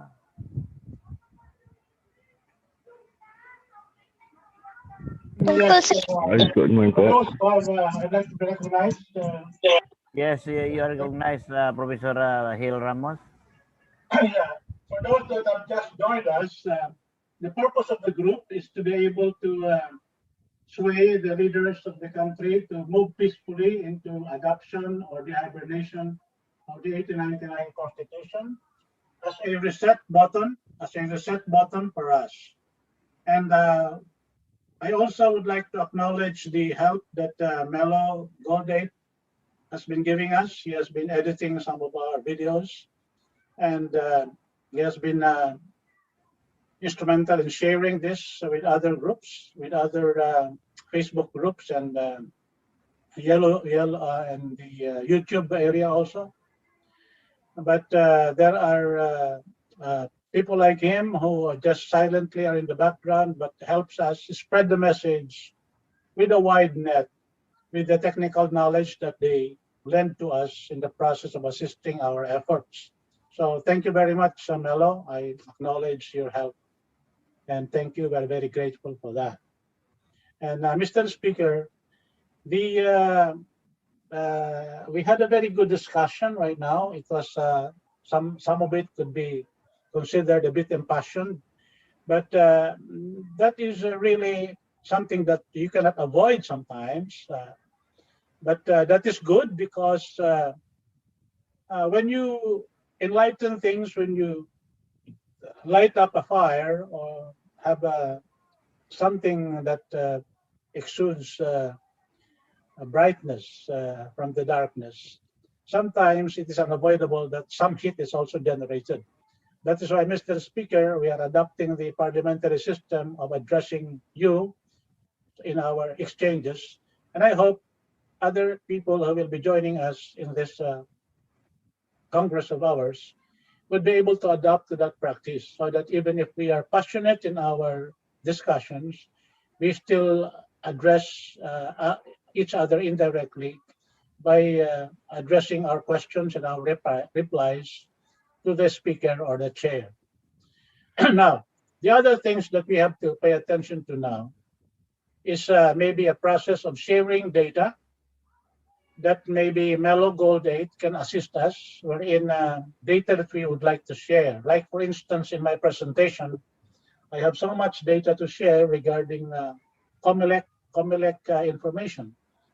So perhaps Mello Goldate can create or assist us in trying to make our Google Drive, if we are subscribing to Google Drive, available to each other so that we can store the data there, and we can mimic the data availability to government officials that are in power, rather than just us, the shadow government structure that we have in the web. As I was explaining to everybody who were interested, we are creating a parliament of the web through these sessions we are doing every Saturday. And we are also mimicking the shadow structure of government. We have a shadow DILG, we have a shadow DOF, Department of Finance, we have a shadow Bureau of Customs, we have a shadow Bureau of Internal Revenue, we have a shadow Agricultural Department under the leadership of Sunny Domingo. We have a shadow Department of Trade, Department of Energy, things like that. And we are in the process of populating this. So maybe Mello Goldate can look at them. They are available. They are shadow _ something in Facebook. That is their addresses. And then we can communicate to other people in our group in the Shadow Congress as to who among them would like to populate these places. And not only populate them with their comments, but more importantly, populate them with data. Because we need data, no? Our opinions have to be based on data, have to be based on facts. Hindi lang opinion lang natin. Kaya ako, I make the effort of, for instance, clarifying concepts, defining taxonomies, so that when we talk about certain things and we use particular jargon in a particular discipline, social discipline or whatever, we are understanding the same meaning of those terms as used in a scientific exchange among social scientists. That's what I try to assist. I do not in any way try to sort of insult the understanding and comprehension of people, but it is best to have a common definition of terms so that when we discuss, we are agreeing on the meaning of things that we use in our discussion. And then the process of building up data in our shadow structures of government is also important so that all our information, all our point of views are based on such facts, hindi lang based on thin air. So mag-usap tayo sa Benham Rice, dapat alam natin ano bang area ng Benham Rice. Mag-usap tayo sa natural resources ng West Philippine Sea, alam natin na doon sa West Philippine Sea, meron ngayon proven reserves na 9 billion barrels of oil at 900 trillion cubic feet of natural gas. Yan ang pinag-uusapan dyan. Pag magsabi tayo ng problema sa COMELEC, alam natin na sa COMELEC mayroong ganitong klaseng number of padded voters dahil sa ating analysis. So ang ating mga opinion ay laging may kabatayan sa katotohanan at sa kung ano nangyayari. Kaya pag ano nang ating magawa, if we're able to achieve these things, what will happen is that we will be more informed and our exchanges here would be much better and more educational than the spin masters or the pronouncements, the empty rhetoric that you'll be hearing from our elected and even appointed leaders. And that is what we're trying to do. Eventually, the truth will set us free, and knowledge will give us power. And that is what we will try to achieve. We will speak to power with truth, and by expanding our knowledge base, we will have to bend these powerful individuals to our point of view, because sometimes they do not even make the effort to educate us. They always make the effort to spin us, to let us understand that they are the better people than the others. They never talk about system changes. They talk about there being a better person than the other person. That is why we have a very personalist politics. What we want is a politics of issues and a confirmation and expansion and elaboration of the facts that we have to deal with as a nation. Yun lang po, Mr. Speaker. Thank you. And Rose, you just come in. Do you want to say something? Miss Rose.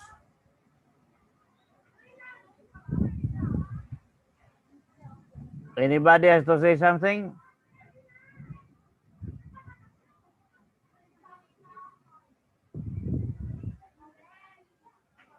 So, looks like no one to say something, and probably they are agreeable to what was being discussed.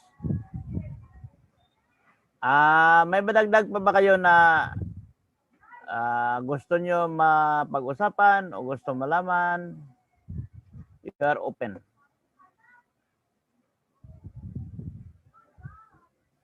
Recognition, Mr. Speaker.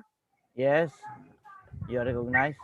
Well, since we are about to end this current plenary session, unless any other person would rise with a point of privilege next time, if, for instance, Mr. Astillero would like to address the body with a presentation next time, he's welcome to do it as a point of privilege, a particular point that you would like to share with us.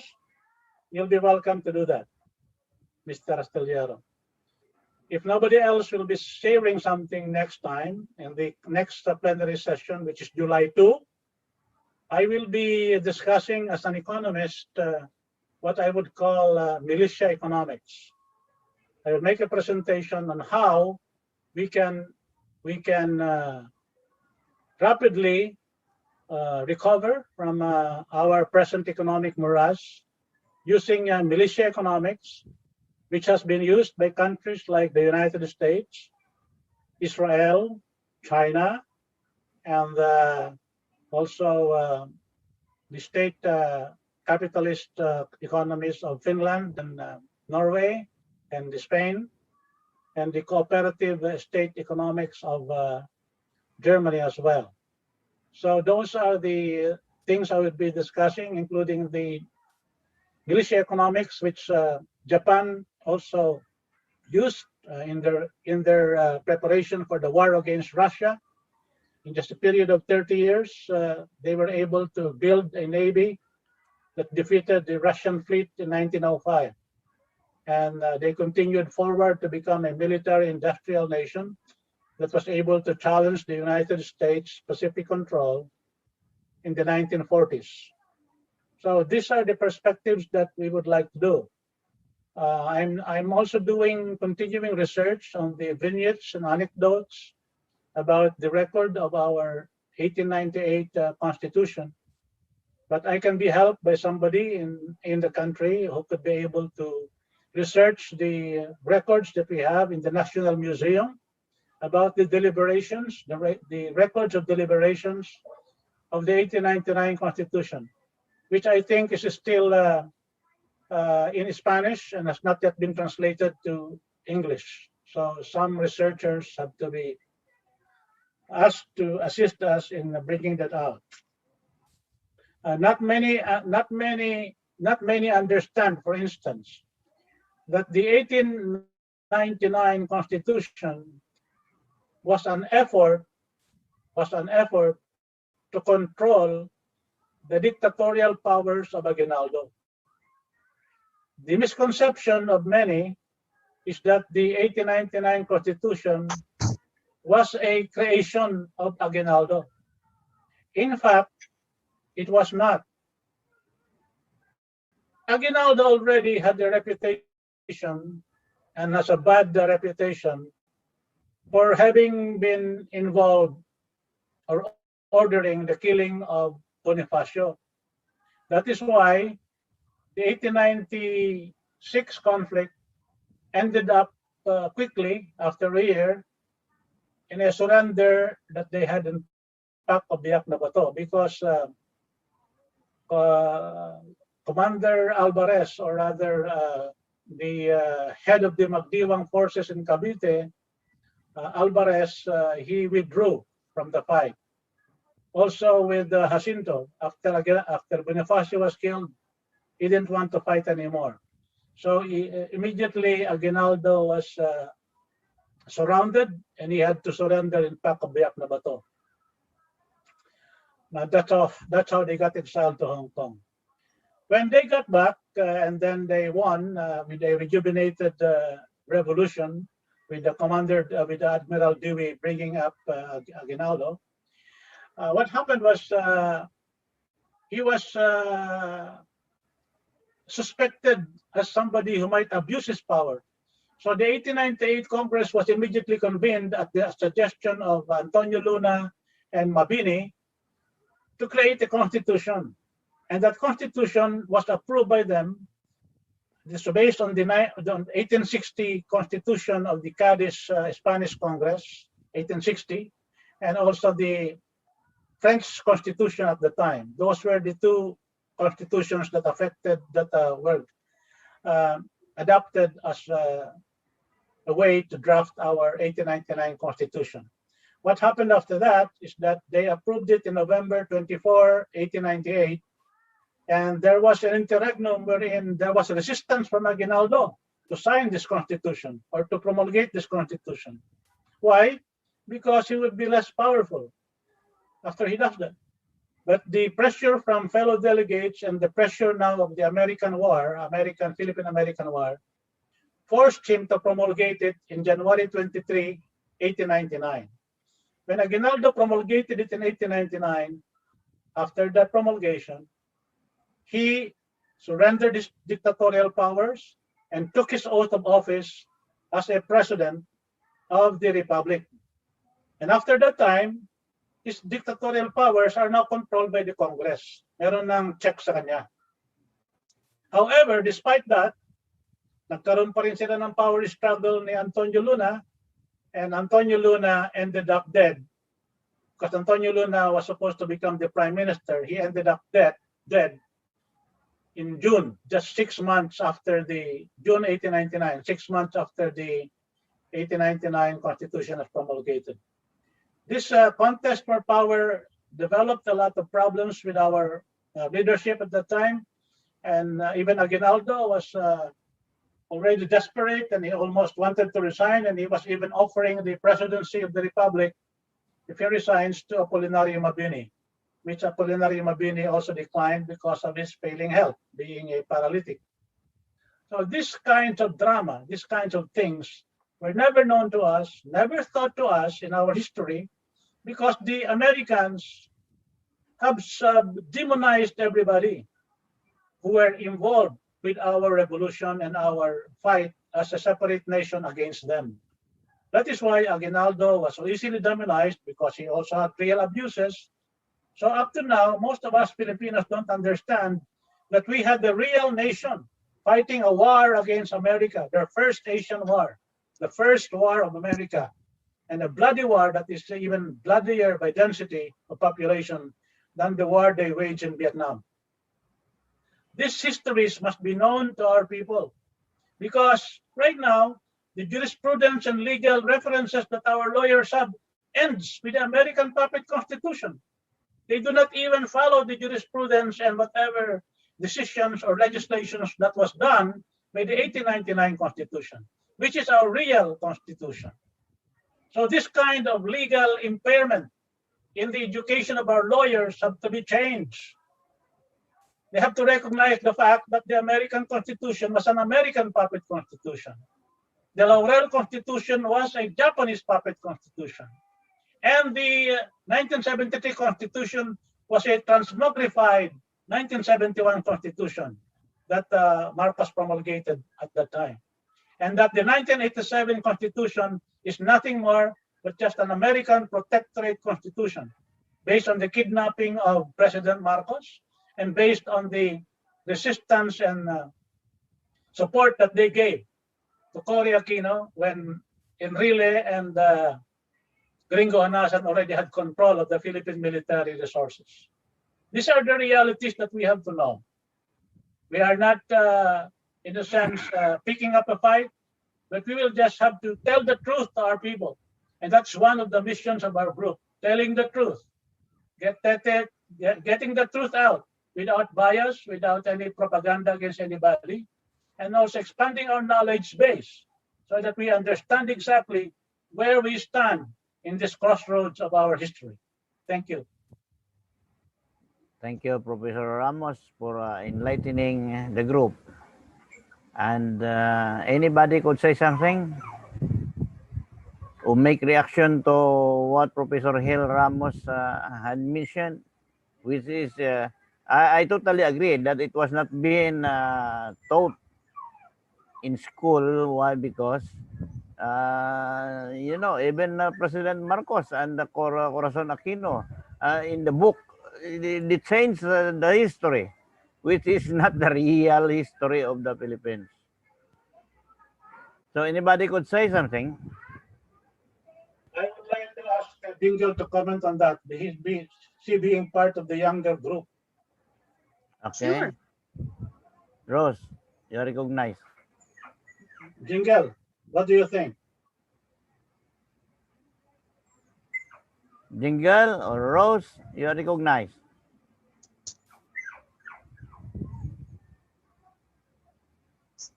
Maybe John Viviano would like to say something. Oh, Mr. Astillero wants to say something. Go ahead, Ben. Okay, Mr. Astillero, go ahead. You are recognized. You are. Please unmute your audio. Your audio has been muted. Okay, yeah, okay. Well, the presentation of Gil Ramos is very good. It's opening up new vistas of knowledge to us so that we can politically mature. This is a call to arms to really consider the 1899 Constitution to substitute for our present constitution. It's going to be an uphill fight because most people do not want the change. No, I feel even Congress. I don't think Congress will adopt the 1899 Constitution. So it means explaining why the 1899 Constitution should be adopted. And it will be really a big battle for the hearts and minds of Congress and all those government officials concerned and the general public. What we need now is a communication program. I think somebody should write down the arguments, print the 1899, put in the arguments, and as a conclusion, ask for its adoption. We need something in writing, maybe a few pages, because without freezing all of these materials in writing, we'll be just talking and changing ideas and concepts as we talk. Like we'll be meeting again July 2nd. How do we know that we won't change our mind? So somebody should write this down and then give it to as a draft to everybody for improvement, and then go on to several drafts until we can release it to the public and get their sentiment. Well, thank you very much. Okay, thank you for your good comment. Professor Hel Ramos, it's now 11:51, and you want to say something more? Because no one is interested to... Mr. Speaker. Yes, Attorney Posadas, you are recognized. Gil, you have to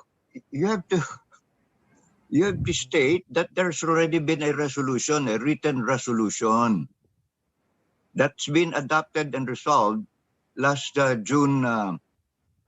When was that? 12. Gil, 12. You were the speaker back then. So explain to Mr. Atilero that there is already a written resolution formally announcing our declaration to petition to shift to the 1899 Constitution, and point out that get the website or the Facebook account of Mr. Atilero, and we will send him the resolution itself. Yeah. Please explain. Mr. Atilero. Okay, thank you. My Facebook name is the same as my name here. So could Emmanuel you please send... Ican Astillero. Yeah, that's my Facebook name. Can you send it to me, please, so I can read it? Thank you. I will, after this meeting. By the way, before we end, then I must congratulate you for presiding and steering the discussion very well. You said you did not know Robert's Rule of Order, but I think you got it, no? Thank you very much. Well, I highly appreciate your comment. But Yeah, I well am not done too, Mr. Speaker. Yes, the documentation, the purpose of our continued sessions, if you, maybe this has escaped notice by Mr. Astillero, we really started meeting substantially about these issues, starting with the birthday of Dr. Jose Rizal, June 19. And we will be meeting every Saturday with the Plenary Congress, which is this day 1899 Congress. Every Saturday up to the birthday of Bonifacio, November 30. Then we adjourn for the Christmas break, and then we resume our 2022 sessions on January 8th, the first Saturday of 2022. And then proceeding forward to again May 28th, the last Saturday of May. And those sessions in 2022, if we have elections, will be much more interesting, because we will be analyzing the rhetoric and the platforms that candidates will be propounding, and advertising to the people, and maybe we will have a lot of fun exposing them as empty rhetoric. So that is why our sessions in 2022 will be more colorful. And by that time, we will have more adherents, and maybe Ben Lorke, by the time, our speaker, Ben Lorke, would have already sharpened his presiding skills, because there will be more polemics, heated polemics at that time. So I thank you, Ben, for the effort. And I think in 5 minutes, we can begin to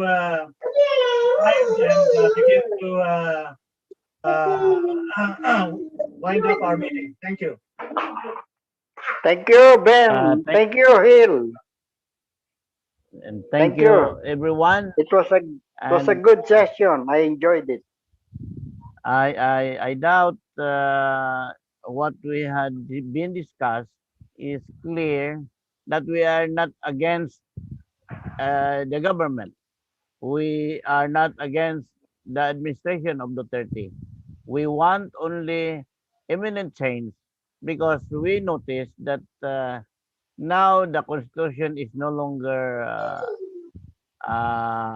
restricted. One, in time of emergency, Article 12 was not being implemented despite the implement the Bayanihan system. So that is why that is one of the main issues, that during emergency the people has to be satisfied. But now the people are asking where we have to get money to pay our electricity, where we have to get money to pay our water and telcos, because they are all jobless now. So our economy is going down and going down. So this is a big issue. And the real problem, if we fail to make a solution to that. I will be distributing the PowerPoint slides that I made, so that everybody can use it for their own presentation, for their own groups. I will be distributing it in our website, as well as to the individual Facebook accounts of our friends here. Yes, please do it. Thank you. That will help. Thank you. I'm with you. Yeah, also, this is recorded, and this will be it's actually also there. I think Camelo has already broadcast this and live streamed this to other groups. But we have a 1899_Congress YouTube channel, and you will find this proceedings recorded and logged there in that channel. You just put 1899_Congress, and that channel will appear in YouTube, and you will find this also if you want to review everything we have discussed here. Very good. Very good. Aside from that, what you had explained from the time Andres Bonifacio, recognition of 1899 Constitution, the death of Antonio Luna. So if Milo can make some what we call this PowerPoint, so that is much better to rather than to explain only, because when it is very clear to the people who could read and could see it. So I doubt what we want into is clarification. We do not challenge anybody to create whatsoever. But what we want is peace, love, and let our economic grow. Thank you.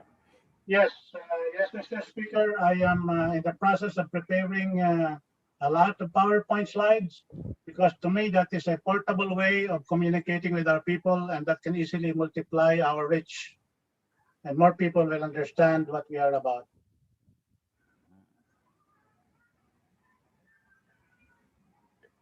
Mr. Astilleros, your audio, it's not unmuted. Yeah. Well, I enjoyed the session. 4 hours. I've never stayed that long in any program. Thank you. Thank you. Maraming salamat din sa inyo, Emmanuel Astillero. Salamat ng marami. Salamat. Bye-bye. Bye. Professor Hill, can you make a closing remark?